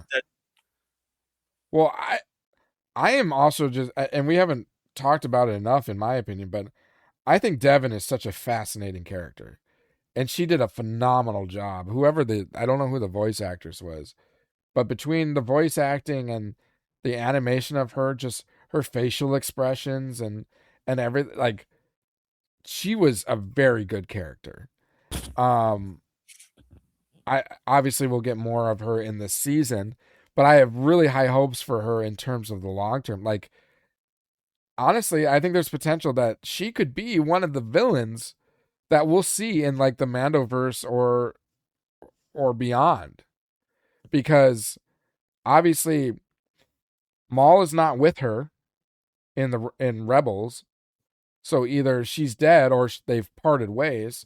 I'm going to take on the sense that they've more likely parted ways, and she would be a fantastic villain in some future Star Wars movies or show. Projects and whatnot. Yeah, because remember, how I've been talking about, like, with the Mandalorian show, how like Thrawn is the bad guy, but there's got to be someone else that is higher stakes. It could be Devin. And do you remember when Balin's skull is standing on that statue and he's like senses something calling to him? It could be Devin, because Balin's skull is he's not a Sith. He's a former Jedi that's like sees different ways. So maybe Devin is just like him. So I think there's a story there. I mean, I always assumed it was like, you've got the Mortis trilogy where you've got the father, the father, the daughter, and the son. And I always figured it was probably like the son or something, but maybe it's Devin. And they are like-minded individuals, potentially, because Devin isn't bad. She just doesn't necessarily agree with the way the Jedi are handling situations, because, Daki kept trying to convince her, we shouldn't steal because that's not the Jedi way. And it was always even in these last two episodes, there was moments where he was telling her, remember, patience. Yep. And then Maul would be like, patience? We don't got time for this. Yeah. Like, well, even Devin, like with the stealing scene, like she's like, but survival is important. Like, we have to survive, and the only way we survive is we got to steal food. So, like, she's not necessarily a bad guy. She just doesn't see the same way as, the Jedi do. And Ahsoka is kind of the same way. I mean, she's a good guy, but she left the Jedi Order because she saw how the Jedi were not what she originally thought they were. And even Anakin Skywalker thought that way. Qui-Gon Jinn thought that way. That's why he was a master, but he got invited to be on the council, but he didn't accept it because he looked at things differently. Count Dooku. I would say Dooku when in that cartoon series, Tales of the Jedi. Tales of Jedi or Tales of the Under, or one of those. Tales of the Jedi was the one. Was it Tales of the Jedi? When you had a young Qui-Gon Jinn and even Dooku, you could see like the whole dynamic, like, which kind of like you could see where Qui-Gon then started being, where his vision was. Yeah. Was probably taken after Count Dooku. Count Dooku just took it to the next level. Yeah. So, but no, I know that's super fascinating. And even Maul's like that. Maul is like, he's become a character that's no longer like, he's a bad guy, but he also understands the gravity of the situation and that, like, who Sidious is, and he's got to go. I mean, there is still a moral, some semi-moral compass to him, because in the previous episodes, when he's having those visions and he sees his younger self, he's like, I can't let this happen to someone else. The Oh, that's a the good point. We the didn't get a shit, chance. yeah, the shit that Sidious put me through, the torture, and essentially I become who I am because of Sidious. I can't let him do this again. So like, there is signs that Maul is like, there's elements of a good guy to him. I mean, he's not a good guy, but he has understandings that would be more in tune with a good guy. It's like the opposite side of a coin to Ahsoka. So I think those two characters, which they kind of allude to in season 7 of Clone Wars, that they're just opposite sides of the same coin. Yep. So I always made that phrase too. I think last time I was part of the recording for a podcast here, was that like, if Maul has an agenda, mhm. and as long as you team up with like the enemy of my enemy, that phrase, the enemy of my enemy is my friend. Yep. So he'll side with you as long as you can help him, eh, you know, take out his revenge type thing. So And that's that's exactly what Docky said too about Maul, because Devin was trying to like defend Maul and said he came to my rescue like on that train. He oh jumped in yeah. to save me. And Docky said, "Did he do that Eh, for you or did he or do that for him?" good call out, because that was that now you're giving me goosebumps, because that's a good call out, because that was something that was said that I was just like, oh man, he's got a point. Yeah. So, But you're right. but I mean, Maul has his agenda, and any means necessary, he will take that course to achieve his goal.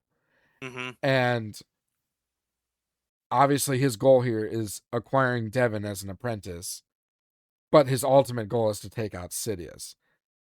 And all this just makes me wonder, because in Rebels, his focus is on Kenobi. So there's got to be a point where Maul is like, there's nothing I can do about Sidious.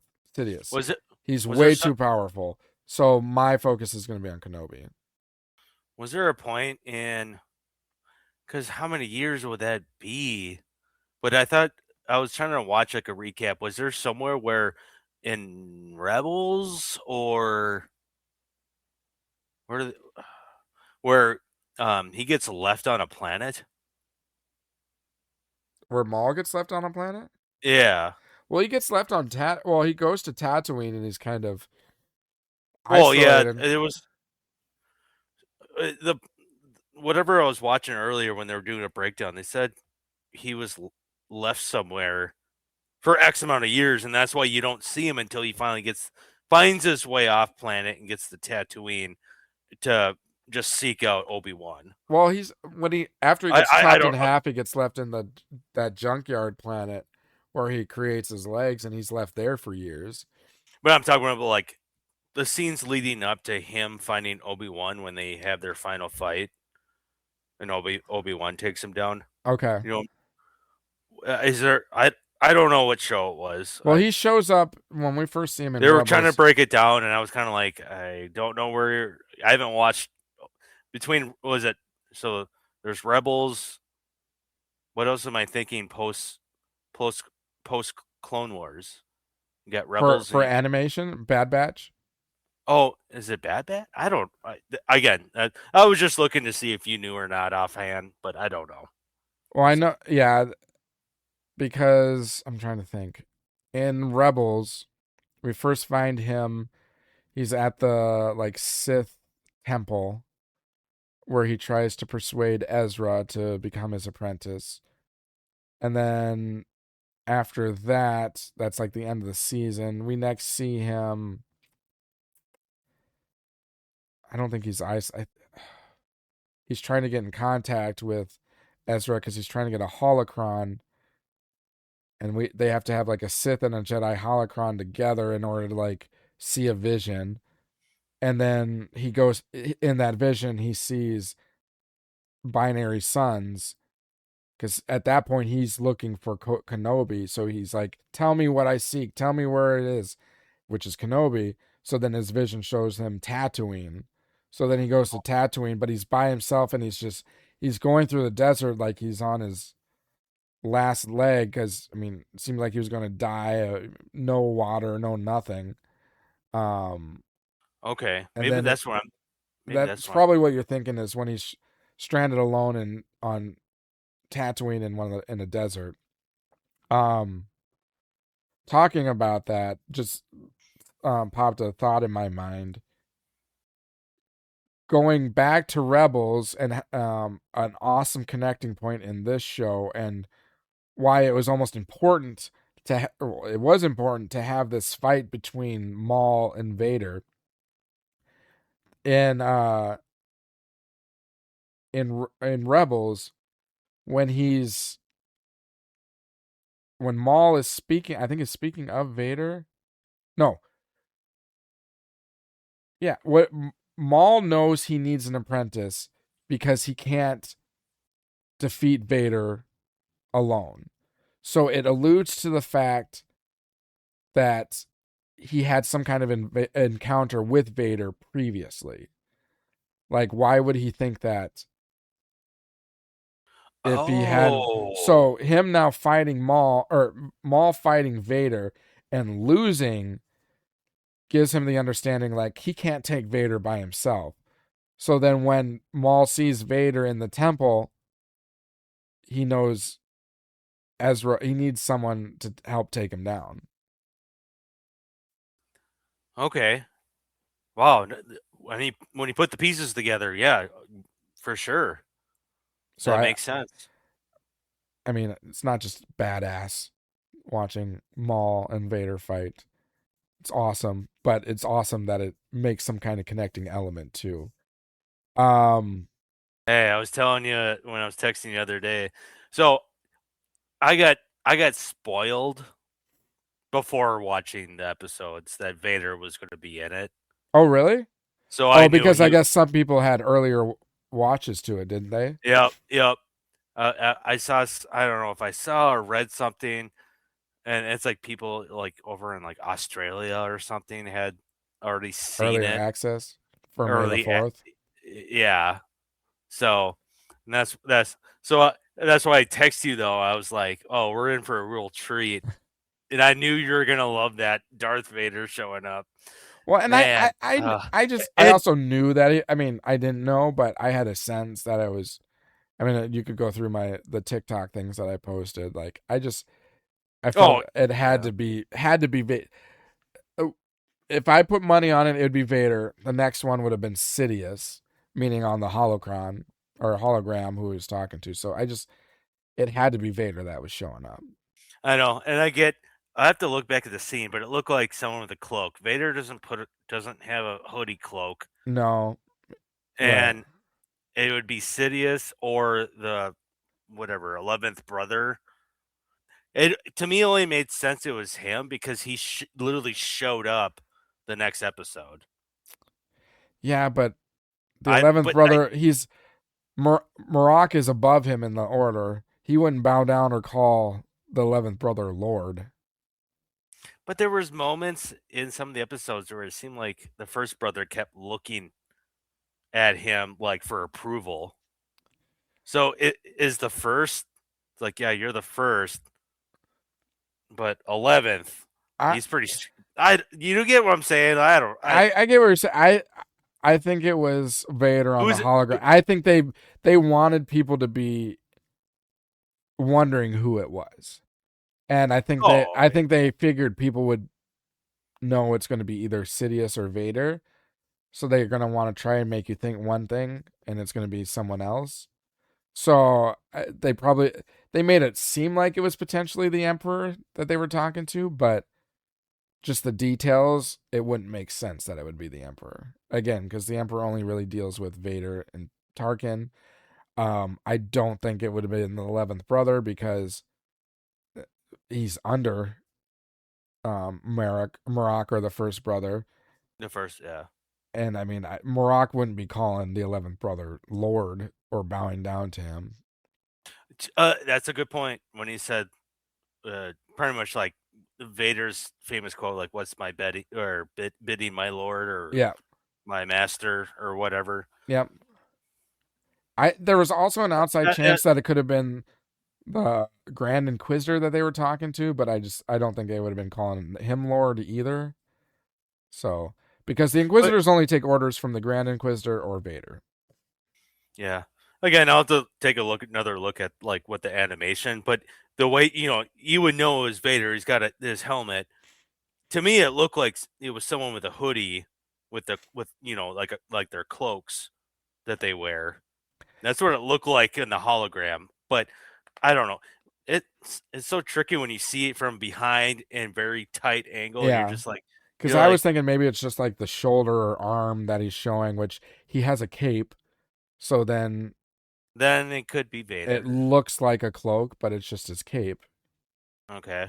And his head, his helmet, if from the right angle, it's like it could look like a. If you're looking from behind, it could look like a cloak. So, but I am 99.99999% sure that was Vader on the hologram. Vader. I also like to bring up another scene when they get away from that like acid pit area. Yep. And the Inquisitors can't, because all of a sudden that whatever device floater just the like shift. Yeah, sank in. So all of a sudden the two Inquisitors couldn't make it. The first brother looked at the other one and he goes, "Let him know they're on their." Yeah. They're on his way. Yep, they're heading his direction. And they're heading his direction. That's how Vader knew he was. Like part of me, I was like, are they talking about Vader? Who is it? I was like, who is it going to be? Who's it going to be? Who is it? Keep talking. I got to take a time out. I'll be right back. Okay. But keep talking about that. Yeah.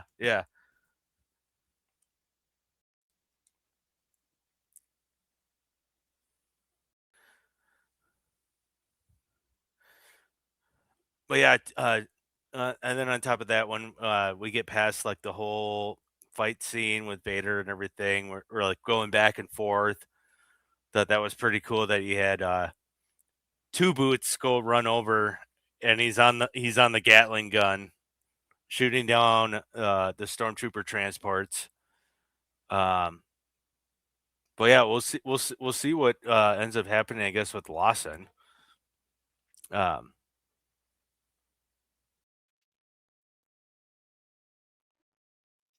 If he comes back or not, because like Mudge said, like we don't know if Lawson really died or not. Who knows? I don't know. Do you think he's dead? I think he is, but I mean, even if he isn't, like, how is it like? It just seems like planet. Yeah, it just seems like. Well, yeah, there's that, but then that's what I'm saying. What if he finds Rook Cast, and them two somehow find way off planet? I honestly don't think Rook Cast is dead. So you would be on the side of, if you were putting money on a bet, you're more likely to put that bet on Rook being alive over Lawson. Yeah. Okay. And I would put more money on Lawson being alive than Rook. I think they both both have the chances to still be alive for sure. I think that if I were to put a bet, both are alive. Yeah, that's fair. That's where my gut feeling is that they're both alive. And I would think that Filoni would love to do something where it was like Rook became the armorer, because both the armorer and Rook are his characters. So he'd be like, this is pretty cool connecting opportunity here.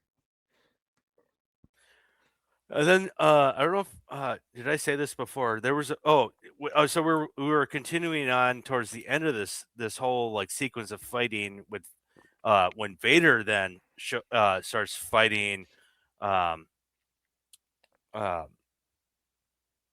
Maul, Daki, Devin, because Or was it with the Inquisitor? I can't remember. But at one point when she loses her lightsaber and it goes flying off the cliff, and Maul, yeah, because Maul got away from Vader. Yep. Jumped over, but Maul can split his lightsaber. Yep. He's just standing in the shadows, just watching her fight. Yep. And he wants her to like release her rage. Yep. And then out of nowhere, he just kind of shows up in like the distance. Well, the other Inquisitor, the 11th brother, doesn't see. He just holds his lightsaber and goes, like, take it. And she force pulls it. Yep. And just goes ham. Yep. On this guy. Well, symbolic with a red lightsaber too. Yes. Oh, I mean, this part is so good because he's got his double, but each of them only have the single. But how they just go back and forth. Oh, it was great. And then whenever Crimson Dawn guys finally show up to pick them up, Dryden Voss, yeah. Yep. Did you notice? You'll probably, if you've got it on, you'll probably see it soon. So Yeah. you know how you talked about that Maul kind of opened up for his saber to be taken, and she took it. Mm-hmm. Do you notice like the last scene of that episode? You see Maul like looking to take the saber, and then she grips it, like, "No, you're not taking it." And then she's like, "I'm ready." Mm-hmm. Because you can see it's Goosebumps. It's Goosebumps. subtle. It's subtle, but you can see Maul's hand like reaching for it, and then she recoils it. And I like that's one of those subtle details that you gotta kind of look for. And I'm like, oh, it's like revisiting the scene where he gave it to her, and she openly took it, and now she's not giving it back. So I thought that was pretty cool. But Maul kind of giving this kind of like, your mentor, kind of like, okay. Well, he kind of smiled. He's like, pieces are falling into place right now. This is how I wanted it to transpire. Like this, it's just so great. Like again, going back to, even though like we were able to predict these, but I think the thing is, like, when people are trying to figure out or predict things that happen, they're usually thinking of things that make sense. So then if those things happen, then it makes sense. So the fact that we figured some of these things out means that the story made sense, that it would transpire this way. And also, I feel like, not just in this show, but Star Wars in general has a way of giving subtle indications about what's going to happen. Like, it gives away the endings before, it even happens. And then it's just about the story that fills in the pieces between. But so it's that's half the fun of Star Wars, is trying to figure out the things that are going to happen. That's what happened. Sorry, I was listening, but I was kind of multitasking. Yeah, that's what happened. So Devin hit the one Inquisitor, and he went running down the stairs like a little bitch. Yeah. And who comes out of the corner, out of nowhere? Vader. And Devin's just sitting there. All of a sudden, because it reminded me of the scene, because he like hit her and she fell down and she's trying to block, and he's just sitting there like batting down on her. Maybe think of the scene in Return of the Jedi. Remember when Luke? Oh yeah, batting down on Vader. Just batting until he chopped his hand, like his arm off or whatever. Yeah. I was like, and I think it makes the similar music a little bit. Okay. The soundtrack, I think. But and then that's where then Maul comes running down the stairs, and then he again uses the Force to bring down the bricks and rocks. Yeah. And Vader's just like, God damn it, enough of these damn rocks. But rocks are just big sand. They're like rocks are made for the Force, I guess. Well, no, remember Vader or Anakin hates sand. Oh yeah, hates sand. Rocks are just big pieces of sand. It's so coarse, and it gets everywhere. I saw that episode today. You watched that? Well, I was Oh, you had. Oh, that's right. You said you had it in the out background. on the background. I was going just- through all the 9 movies essentially. All right. Of the 9, I don't know. Is there any more about Maul you want to talk? I would say that, and I was going to say before we end the night, I want to. I'm not gonna. I don't know my ranking, but what is like 1 through 9? What? So I don't know anything more about Maul. Oh, I could talk. We'll probably have. I To, know. we'll I know. have to have another episode because I'm probably going to watch this Seriously. show again, and we'll have like Seriously. a recap of the whole show. Talk because it's so great, and it makes me feel so good about. I mean, Star Wars content finally. I won't say that Star Wars is back because I think you need consistency in order to say it's back. Yeah. But this is this. I mean, with Andor, and then And- this, we're taking steps in the right direction. For sure. For sure. And who do we got to thank? Filoni. Filoni. Well, but Filoni didn't really have involvement with Andor. But Tony Gilroy has Gilroy with Rogue One. He did Rogue One, and then he did both seasons of Andor. All 3 of those things were fantastic. As long as it wasn't Kathleen Kennedy. But I mean, you got to give credit to Kathleen Kennedy because if we give her the crap for all the bad stuff, we have to give her credit for the good stuff that came during her time as well. Because she had just as much involvement with Andor and Rogue One as she did with Acolyte and all the others, because she's just the head person. Yeah, good point. Yeah, good point. So I think we have to look more towards the creators. I think what's promising is Dave Filoni's had hits. He's had hits with Clone Wars, Rebels, Maul show. I think the only kind of 50-50 is the Ahsoka show. He had The Mandalorian, but he had season 3. But I think overall Filoni, if he's in charge now, like I feel confident in the direction we're going. So yeah, in talking more with Maul, I'm sure I'll think of more stuff, and we can have further conversations on that next week. As far as unless the Timberwolves are playing or Wild are playing on Monday or whatever. Well, we won't be pigeonholed to like Monday evenings though either. So we'll have more flexibility on when we can actually record again, because we wanted to bring to all, you listeners out there as fresh as possible for watching episodes and then talking about it. But I'm going to be sad that we won't have anything now until we'll have the Mandalorian and Grogu movie. I feel like there'll be plenty of content that, I don't know, there's things I want to talk about. I want to talk about Star Killer, but we can wait till next week. Your thoughts, my thoughts, I don't know. Well, and then we'll have Spaceballs. We'll have that. Oh yeah. That's always something that could be a filler if we're having like. Yeah. Well, isn't the new space? Didn't they? I don't. When is that coming out? I'm gonna. Well, and there was something with the title, like it's Spaceballs, and then the like subtitle is the newer one or something like that. Did you see that? Spaceballs, the new one. Yeah, that's the name of it, right? Yeah, the new one.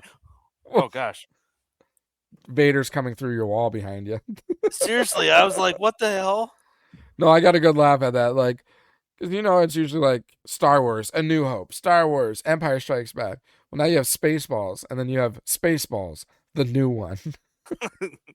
It's not. Did you see Mel Brooks is in it? He reprised Yogurt. Isn't he dead? No, I thought he's still alive, isn't he? So it looks like 2027. Yeah, he's alive, 99 years old. Yeah, and he's reprising the role of Yogurt. As Yogurt. I saw that. I'm like, dang. Yeah, April of 2027. So that's not till next year. And it sounds like Ahsoka got pushed back to next year too. But I think that's going to be like, I think it originally planned for like December, but now it's probably going to be like early 2027. So hopefully like January, February, yeah, March, whatever. so that they have the finale probably on May 4th again. Oh yeah. Something like that.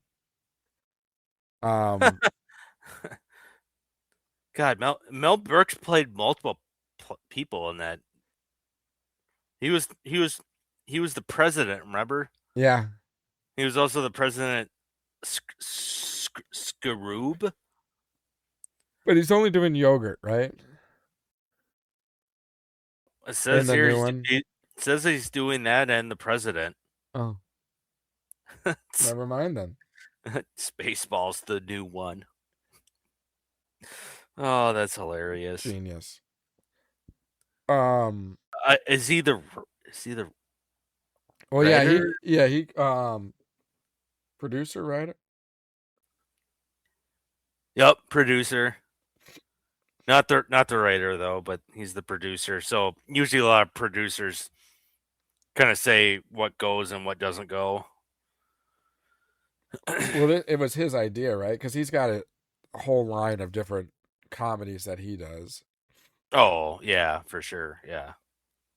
But Spaceball said that'd be fun to do like a breakdown of the first movie. Yeah, I mean, oh, we got time. It looks like not till 2027 is the second. Yeah, one. I think before we'll bring Spaceballs onto this show, the new one, and before we do that, we'll have to do a little watching of the original one, and we can have a episode dedicated to that one. And I think next, and some episodes of the Family Guy Star Wars. Oh, those are so good. Hey, that's a perfectly good couch. I'm taking it. God, I keep watching every time I'm on Disney Plus when it does a commercial. It shows that part where he's like, "It's a perfectly good couch. Why did someone throw this away?" and then it shows them trying to run it up the Millennium Falcon, and it can't fit. Yep. So good. Like Seth MacFarlane? Where did you come up with this? And going back to Spaceballs, didn't Rick Moranis come out of retirement to do this movie? Yes. Facts. Yep. Because he hasn't done anything in a long ass time. And that's all, you know why, right? Because his wife passed away, and Rick Moranis' wife passed away. How many years ago? And said, I got dad duties. Like I can't act and be a dad and be a dad. Like he's like, that's admirable. He's like, I'm on like retiring, and he must have had enough money to invest and whatnot. Well, and his children are older now, I'm sure, and probably have their own lives. And yep, exactly. So I can't remember if he came back for one of the latest Ghostbusters, like a cameo. I can't remember, but for sure, I know for sure though he retired when his wife passed away. And Bill Pullman's coming back too. Oh yeah. Oh, obviously man. No John Candy, R.I.P. Barf. I wonder if at least he's a. I mean, barf. You could wonder if they'll have like you can kind of maybe replace like recast him. Yeah, probably.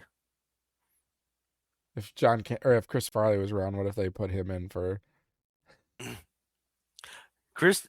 I didn't know this. Chris Farley's got a brother. Yeah, that's in acting. Yeah, looks a lot like him. Looks a lot like him. They could use him. And I mean, that's not any resemblance necessary to John Candy, but I don't know. I feel like it's very similar humor. Well, yeah, because I think some of the things I've seen, it's like pretty funny. It's not John Candy, but or they'll do CGI for Barf, or like they did in Ghostbusters for Egon or something like that. Mm-hmm. Oh. I'd just be curious if they're what kind of like what's the story about? Because I thought the first one was just so ridiculous. Was it all about getting this like giant vacuum First Ghostbuster? Or no, Spaceballs. Oh yeah. What was the premise of the whole movie? Like it was just so random. Hey, comb the desert. How you guys doing? Hey, we ain't found shit. The entire thing was just taking Star Wars and New Hope and just making a parody out of it. Just a big giant parody out of it. But I thought it's now gone from suck to blow. Suck to blow. Oh no, it's Pizza the Hut. There wasn't much rhyme or reason to anything. It's just making it as ridiculous as possible, associating it with the original Star Wars movie. And it was making more fun of just Star Wars. I remember. Yeah. I think there was a couple Star Trek jokes, and then at, what was it at the end? There was an alien that popped out and was dancing on the hello my baby, hello my darling, hello my love name child. If you refuse me, you're gonna lose me. Yeah. I was just like, what the fuck am I watching? But this is hilarious.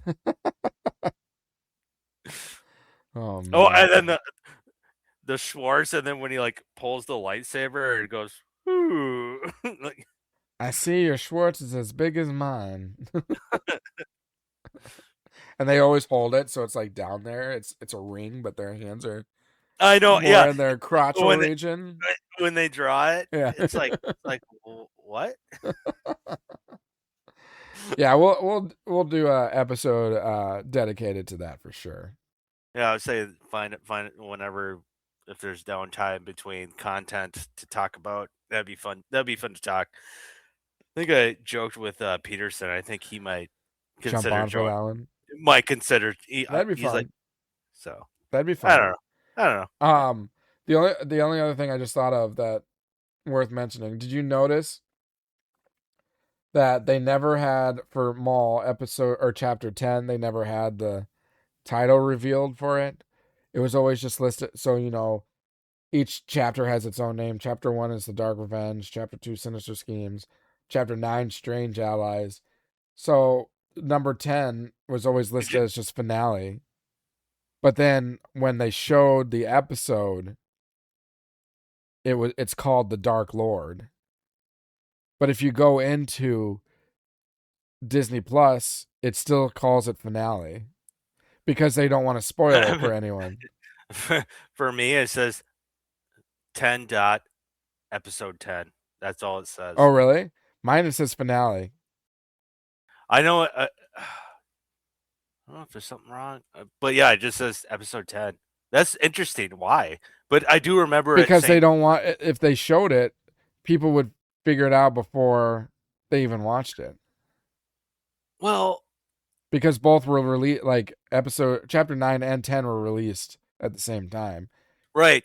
You said what's actually the name of the Dark Lord? The Dark Lord. So if you go, we could assume that's Maul because that's what the show's called. Or no, Vader's the Dark Lord. Oh, okay. He's Shadow Lord. Yeah, sorry. Yep. Misread that. Okay. Yeah, so if go ahead. No, you go ahead. I was just going to say, yeah, because if they showed Dark Lord, everyone would know it was Darth Vader. That it would be popped out. Or it would be making an appearance. The Dark Lord himself. Hey, you say everyone. I don't know. I wouldn't be. Okay, I won't say everyone, but mostly everyone. Many people would understand that to be Darth Vader. But I was going to bring up your valid point, and it also got brought up in one of the podcasts I was watching. How awesome, like the whole Vader scene and everything that we saw of Vader didn't say a single word. How terrifying is that? All you hear is him breathing. How terrifying is that? That he didn't say a single word, and it was his body language. Mm-hmm. And like even when like all of a sudden he would look at you, and all of a sudden he turns around and he's like, "I know you're over here," and he stops you with the Force, and then he's blocking you with his lights. Like his body language and everything was just like, this is menacing. Yeah, he didn't need to say anything. It was absolutely amazing. So that's what I'm like. Make a movie. You don't. But then he'll have to say something. No, you don't. You don't. We don't need you. Like, rest in peace, James Earl Jones. But we don't need you. Well, but James Earl Jones signed over the rights to his voice to, I think, to Disney for like CGI, for CGI or AI or whatever, so that they can reuse his voice for. I mean, and then I imagine his family gets all like the proceeds from it, the proceeds, royalty, all that. Yeah. So, well, because I mean, you have to figure if you're James Earl Jones, if you're Star Wars is going to use Darth Vader, whether it's games, movies, shows, audiobook, what you name it, that voice is going to be used a lot in the future. So he's probably like, hey, might as well bring in some revenue for my family after I'm gone. So it just tells you that there's going to be plenty of Darth Vader stuff coming. But it's just more of like an exclamation point to that scene where like they fought for a while, and Maul is like at one point had him like at a cross, and he goes, "What are you?" Yeah, because he's not talking. Yeah, well, all you hear is his breathing. Well, and it's awesome because it just gives the feeling that Vader thinks like you're not even worthy of me talking to you. You're so below me. You're so petty. Oh, yeah. Like, yeah. I'm not going to answer your questions. I don't care who you are. You can care about who I am all you want. I'm just going to get rid of you. I'm going to kill you. I'm just here to get rid of you. Yeah, exactly what you said. Yeah. I'm just here to get rid of you, so I can go back to my back to tank. Yeah, is that what you call it? Yeah. It's like I had to fly all the way over here to take care of you because my Inquisitors couldn't do it. Like, I don't got time to talk to you. I'm just going to be done with you and get back to whatever I was doing, sucking off Lord Sidious or whatnot. But I only said that because Revenge of the Sith was on. And there's that scene where right after Anakin like cuts off Mace Windu's hand and he's like bowing down to Sidious.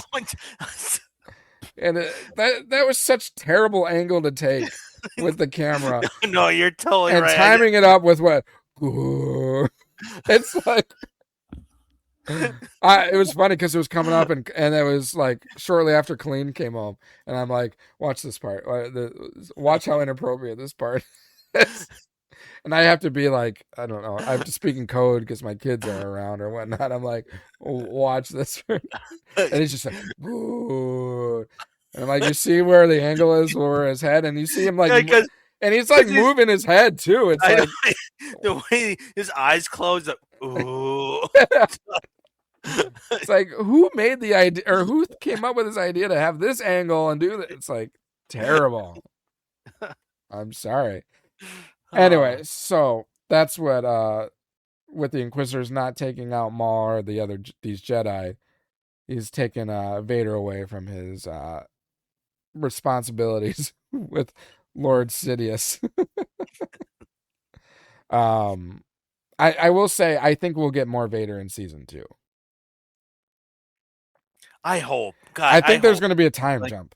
There's going to be a time jump. We're not going to go through probably like training of Devin. It's just going to be fast forward a couple of years where she's like more of an adult and like not a Jedi master, but a Jedi Knight version, like a version, of course, but under Maul. Yeah, and they're not Sith. Which, going back to talking about like, is this going to be Darth Talon or not? I don't think she can be Darth Talon because Maul isn't a Sith.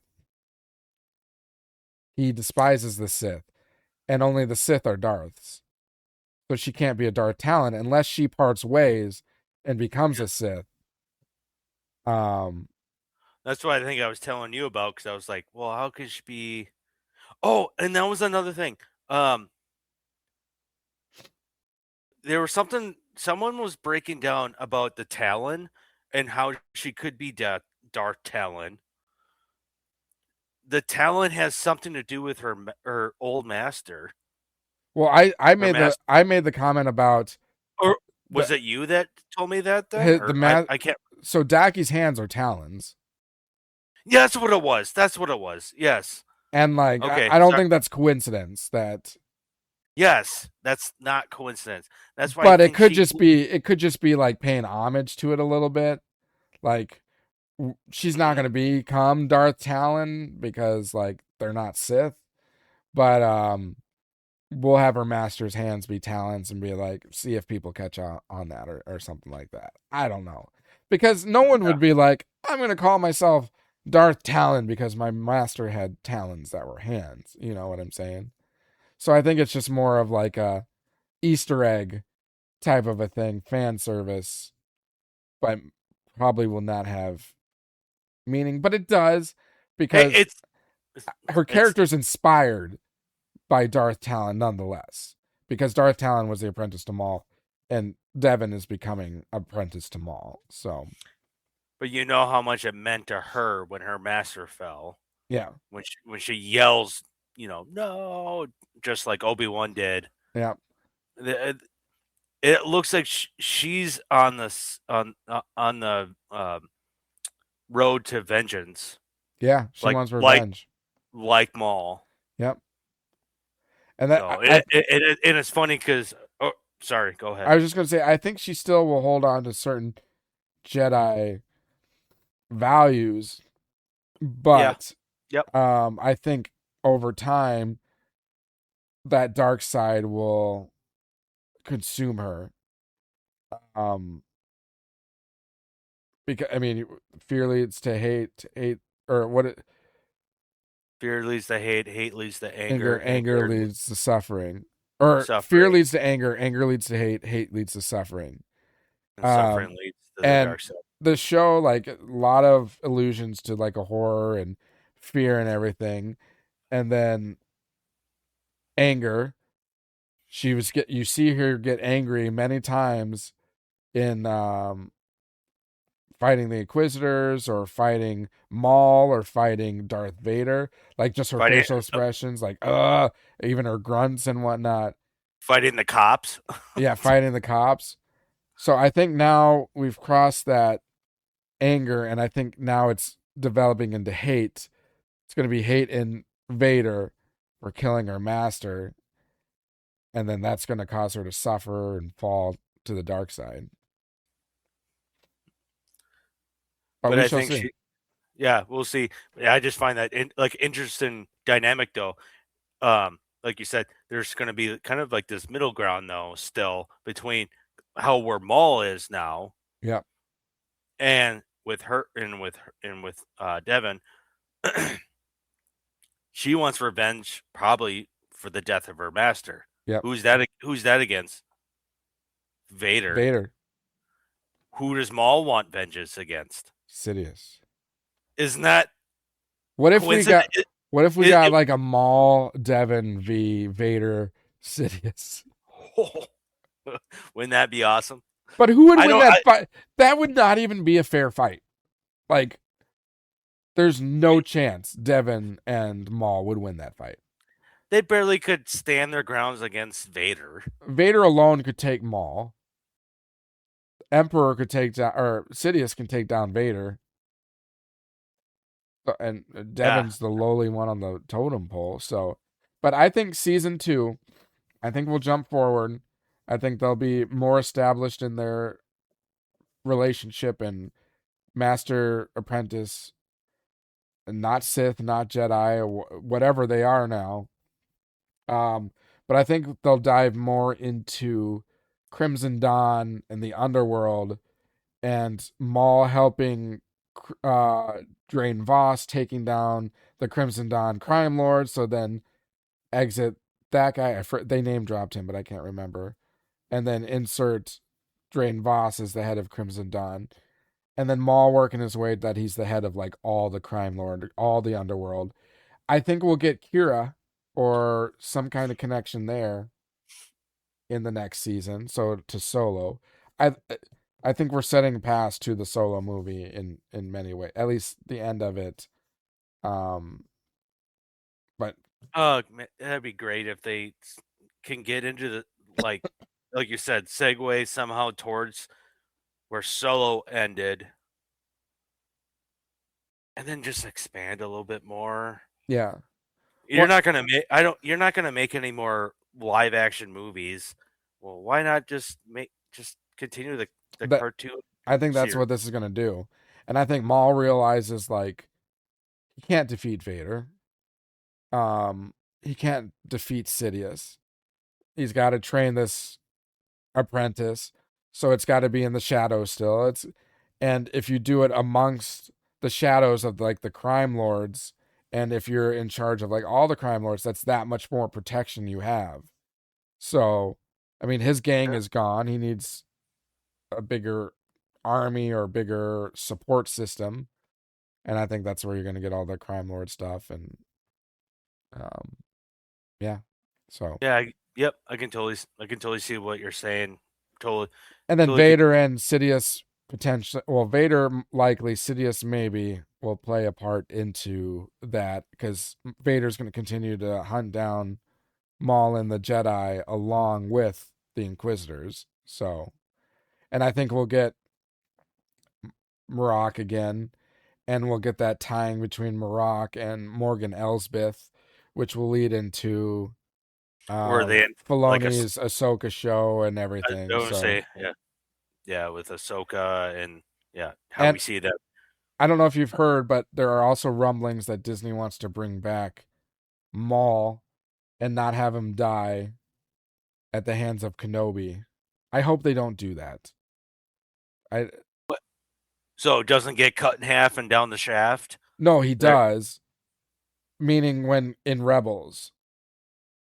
So oh, older like Kenobi strikes down Maul, which kills the, Maul.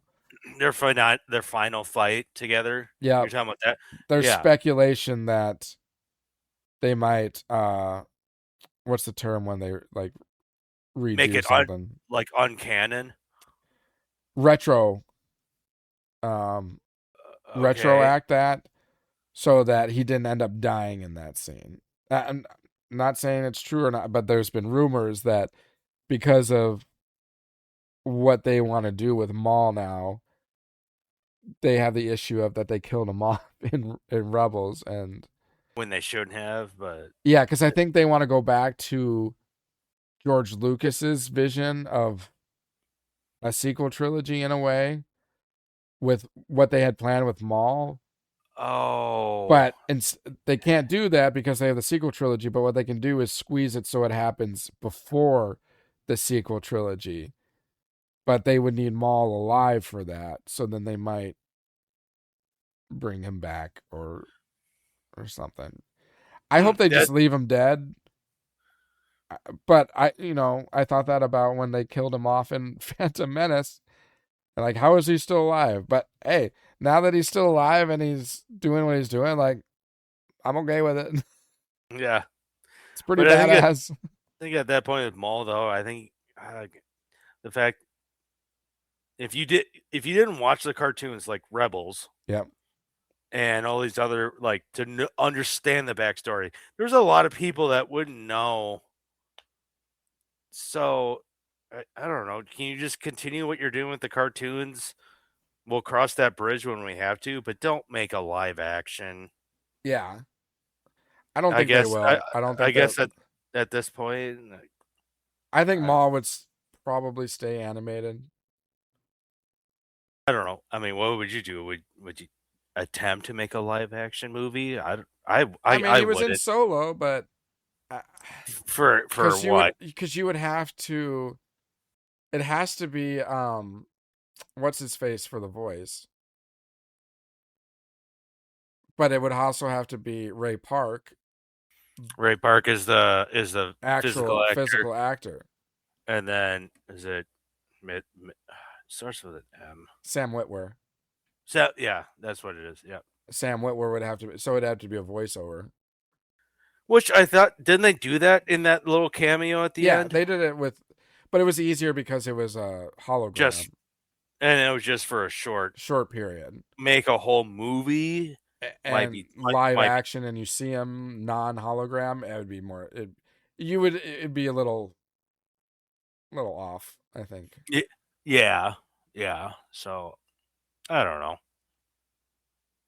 But I have to give Sam Witwer praise. I mean, with everything that's happened now, He has to be up there with one of the best Star Wars actors in the whole franchise, Like voice wise. or general and Yeah. like how dynamic he is, and how skilled he is with his Well, even dialogue and script reading. and like how menacing his voice can be, but how it's hard to Outside of explain. Vader, whose voice fits their character better than Maul?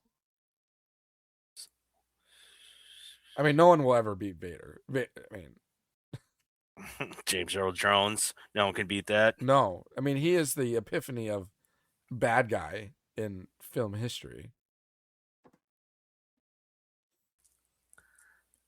But just the fluctuations he does, like, Oh, K2SO. Come on, his voice actually hits pretty hard. it's really good. It's really good.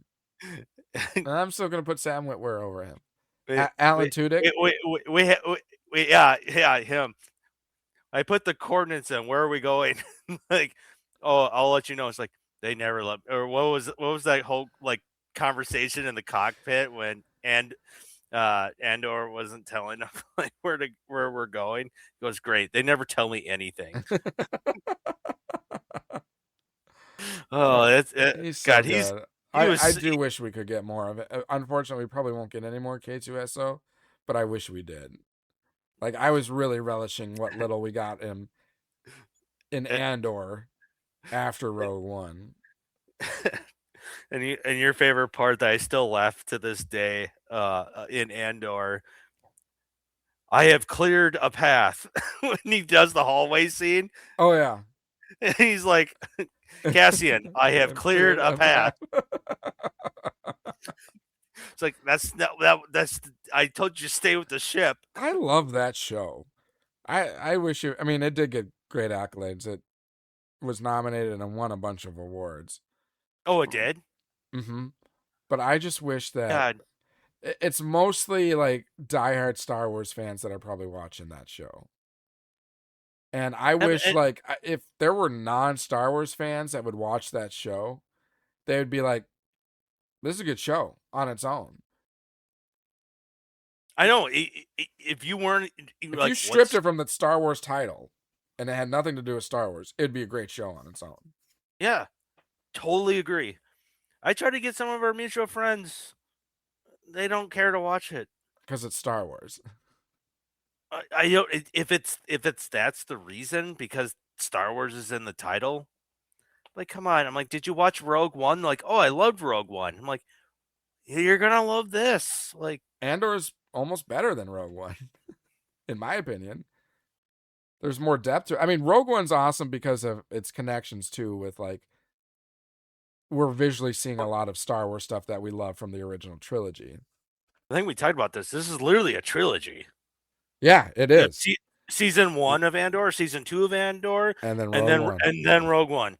Boom. How it segues into Rogue One is perfect. Perfect. Yeah. And, well, that goes back to our points earlier in this recording. Like, some shows could just essentially be a movie. So, like, you could have made it. Yeah, you could have made Andor a trilogy. You could have made a movie trilogy of the Andor. You could have cut away some of the non-necessary stuff in season 1 and season 2, and just make it a trilogy. But I'm sure they were like, well, it was probably more they created Rogue One, and then that did so well they're like, all right, let's get a story leading up to the events of it. And it's hard to make a trilogy movie, because let's say you did Return of the Jedi and then went backwards. Right. That doesn't really work. You know what I mean? Like, yeah, it's tough. Because like all of a sudden, like, well, how do you go backward? Or let's say Return of the Jedi, and then you went New Hope, and then the Empire Strikes Back. Like it's too you need a flow. Yeah, and it doesn't work well, and especially if you know what the outcome's going to be, doesn't help. Right. You know, like Andor worked because we knew what was going to happen, but it was nice to see kind of like a backstory of how did we get to Rogue One. Yeah. So, but I do understand too, like a lot of Star Wars fans, like Star Wars to them is the Force, saber fighting, all that stuff, and that really has none of that in there. So I can understand why like Star Wars fans would be turned away, but in that regard, I feel like that's what would allow for more non-Star Wars fans to enjoy it that much more. Because then they're like, oh, it's not really Star Wars, even though it has the Star Wars title to it. Because, I mean, it is probably the least Star Wars feeling content we have, but it's also like some of the best Star Wars content we have. I say between that and what was the one Acolyte? with the kid? Skeleton Crew. Skeleton Crew. Yeah. I'd say between those two shows. Yeah, agreed. It didn't have like a heavy. It had Star Wars feel, but not as heavy as like, you know. I always love it when he said saber swords. Laser swords. Or what was it? Laser swords. Laser swords. What did George Lucas always call it? And then Harrison Ford said it. In wasn't it? Laser swords. In A New Hope, I thought he's like, "There's no such thing as the all powerful Force," and I've never seen some hokey religion and and something like laser sword. It was at laser. I think it was laser sword. I think you're right. But George Lucas originally wanted to call lightsabers laser swords. Thank God he didn't. If that's true, just does not have the same ring to it. Sword. Laser sword versus lightsaber. Lightsaber. So someone must have influenced them to say it. You know, George. Let's go with lightsaber. Yeah, because that's more what it is. It's a lightsaber. Well, I guess if we were getting really technical, saber is. I don't think saber is just. That's more of like an angled sword. Mm-hmm. So it's not, which like a katana, which we see some of that in like Visions and stuff like that. But I don't know if he's looking at that as like when you swing it, it kind of looks like that a little bit. Yeah, the light trail kind of curves a little. But if you hold it straight, it's just yeah. I digress. Yeah, we both digress. We're going it's lightsaber. It's getting late. Let's just say thank God it's lightsaber. Yeah, I know. We can talk forever. I know you've been sacrificing so much sleep right now. It's okay. But yeah, I'm sure we'll talk more Maul probably in our next recording. I know I'm gonna watch it again, and I'm sure I'll catch some more things, and just having something to talk about like this just makes it interesting and makes it fun. Looking forward to the next episode to talk about way more than when we don't have any content.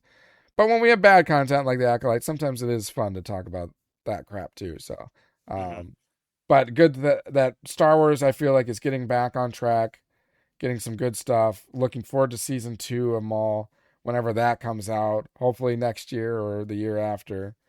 And they've already it's been confirmed. Season 2 renewed for season 2. And it seems like every year we get a new animated season, so it will either come out next year or maybe we'll have something new for next year animated.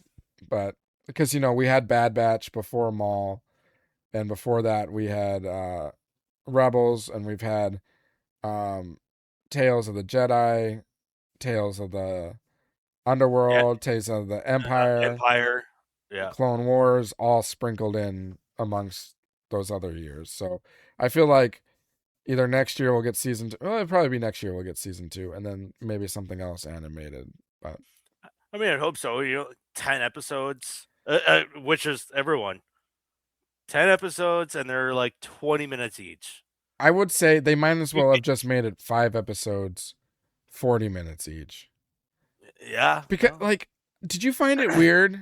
Okay, I'm going to bring this up and then we can close down. But did you find it weird that in last week's episode, so going from episode 7 to 8. They re-showed the end of the end of episode 7 at the beginning of episode 8. Yeah, and it took up like another couple, like, how many minutes? And Yeah. you're like, oh, I already We're like, seen. people are most likely going to watch them subsequently. So why are you re-showing me that same scene? Well, on the Charity and Tap, I don't know if you hit the skip button when they do like last time on, like a recap. Yeah. They were showing that, and then it cuts to the actual episode then. And they're like almost re-showing it again. Yeah, it wasn't even in the it was just part of the episode. The recap when I could have. Well, and why even put in? I was like, what the heck? Yeah, it's like we just watched that. You have to.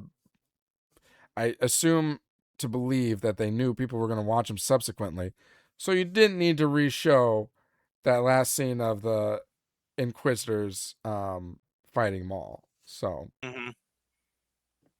So they could do a little better than that, but then part of me is like, okay, so this 25 minutes is more like now, let's say take 5 minutes off for post-credit.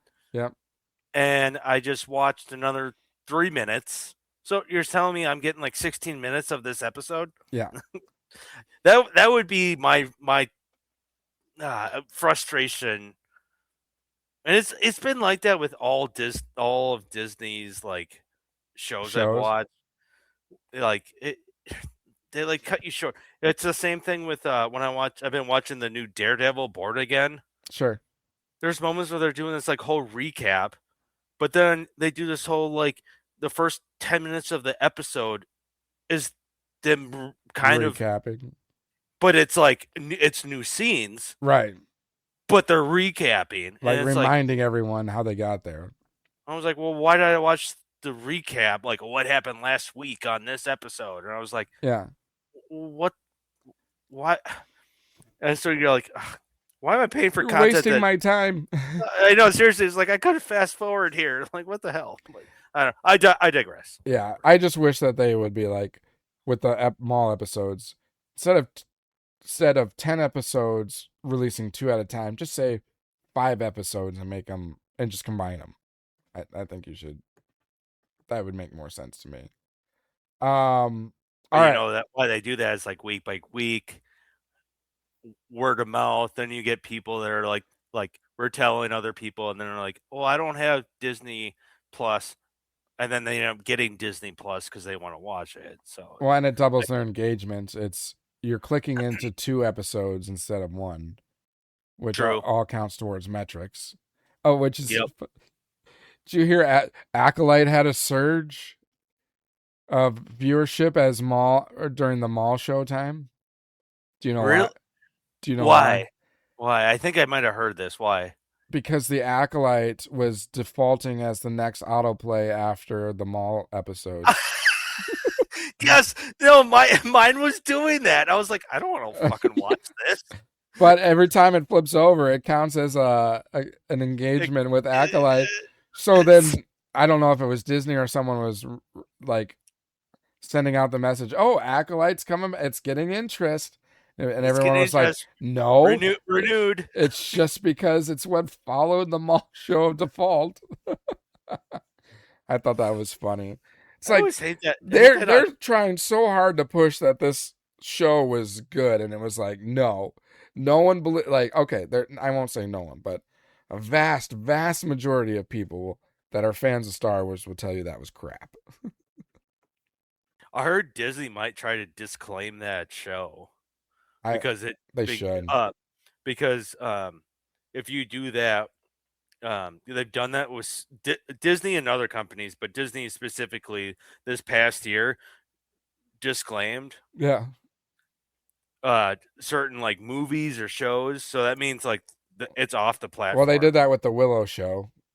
That's okay. Did we talk about this? Yeah, already? We talked about. Yeah. Okay. I'm not gonna dive into it. No, but I hope they would do that with the Acolyte. I just find that interesting. You can just tax right off. Like what? Yep. And you're gonna do that with Acolytes? Well, it's like. Well, it costs a lot of money to do Acolyte too, so. Maybe they want it as a tax write-off to. Yeah. You never know. So if you disclaim it, that means it's not canon. Yeah, it'd I be like guess. Legends or expanded universe content, kind of like what Visions is. Oh yeah, it's like let's Because pretend that Visions never. isn't. You could leave it up and just be like, all right, this is not canon. I think that's what they should do. So people who I like it can still watch it, and it can be a part of their head canon for Star Wars. But because the lore just doesn't match up with things of the past, it really doesn't make sense for it to exist from a Star Wars point of view. But we'll let bygones be bygones. Oh, I totally forgot. When we were talking about Vader, I was going to zip up my sweatshirt because it's Vader. I was wondering. I was But like, "Are I you added wearing it. your?" I was wearing your Vader sweater. Yep.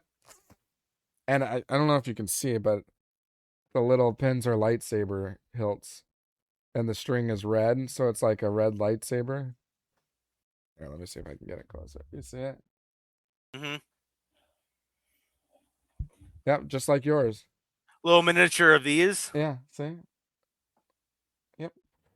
So I can sit here and I can go like, I don't know. Anyways, I digress on that. We're digressing on a lot of things because it's getting late and we're freaking Because it's tired. late and we should really go to bed. Yeah. And got to go to bed. So yeah, it's been great watching this show. Excited for season 2. And just happy to see Star Wars getting some wins or getting knocks in the win column with Andor and Maul Shadow Lord. So Grogu, Mandalorian Grogu coming up. One last question of all the animation. Where are you ranking this animation? Oh, this is the best animated show of Star Wars. Okay, that's what I was hoping. And Because I would say by far, and I would also say that Clone Wars and Rebels is excellent, like very very good, and Maul just trumps it by a long shot, just with everything, all inclusive. Just to me, like animation visually, There was never like really a dull moment. You're on the edge of your seat the whole time. You continue on to watch. I mean, Clone Wars has some like it's really good, but there are some episodes that are like, this is like filler, as like people like to call it, not necessary. And Rebels, very good story and everything. There are some moments where it gets a little slow and unnecessary episodes as well. This action non-stop, deep, dark, more adult feeling to it. The saber and gunfighting, everything was just fantastic. Soundtrack top notch.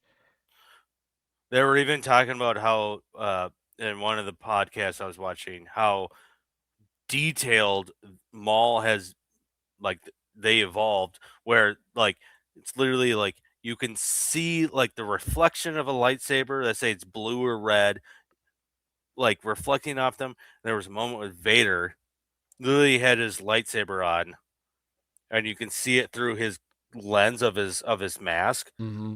You can see the red, like his red lightsaber. And I was like, oh, that is so. Even Maul with his eyes, and like you can almost see like you're seeing the reflection of his eyeballs if you go really like slow motion. It's like, I don't know. I just felt like the animation was well, like. And I heard that they used some like model shooting for like some of the ships and stuff. Oh, so, yeah, I heard that like, too. Going back to original trilogy special effects using models. So it's like it's not even CGI, it's like a physical spaceship or whatnot, whatever they used, and just incorporated it into the animation so it looks more real. And even like the art backdrops, like it's an art style. I forget who the artist is. It's like, I know, but they call it like it's where like they use like blurry in the back. Yeah, like paint stroking. They call it. It's almost like the Bob Ross or whatever does. Yeah, like kind of, and try to make it 3D almost looking. Very like, Batman dark-esque looking art, and it fit this. It fit his character. It fit the story. Fit the scene very well. And some scenes, it's like it's very much that blurred look, and then other scenes, it's very much cleaned up and more specific in what you're looking. Like if it's a building, it's more a clean cut building. Another scene, it's like a very blurry building type of thing. And it really just changed based off of like the tone of the scene and everything. So just all the details that went into it.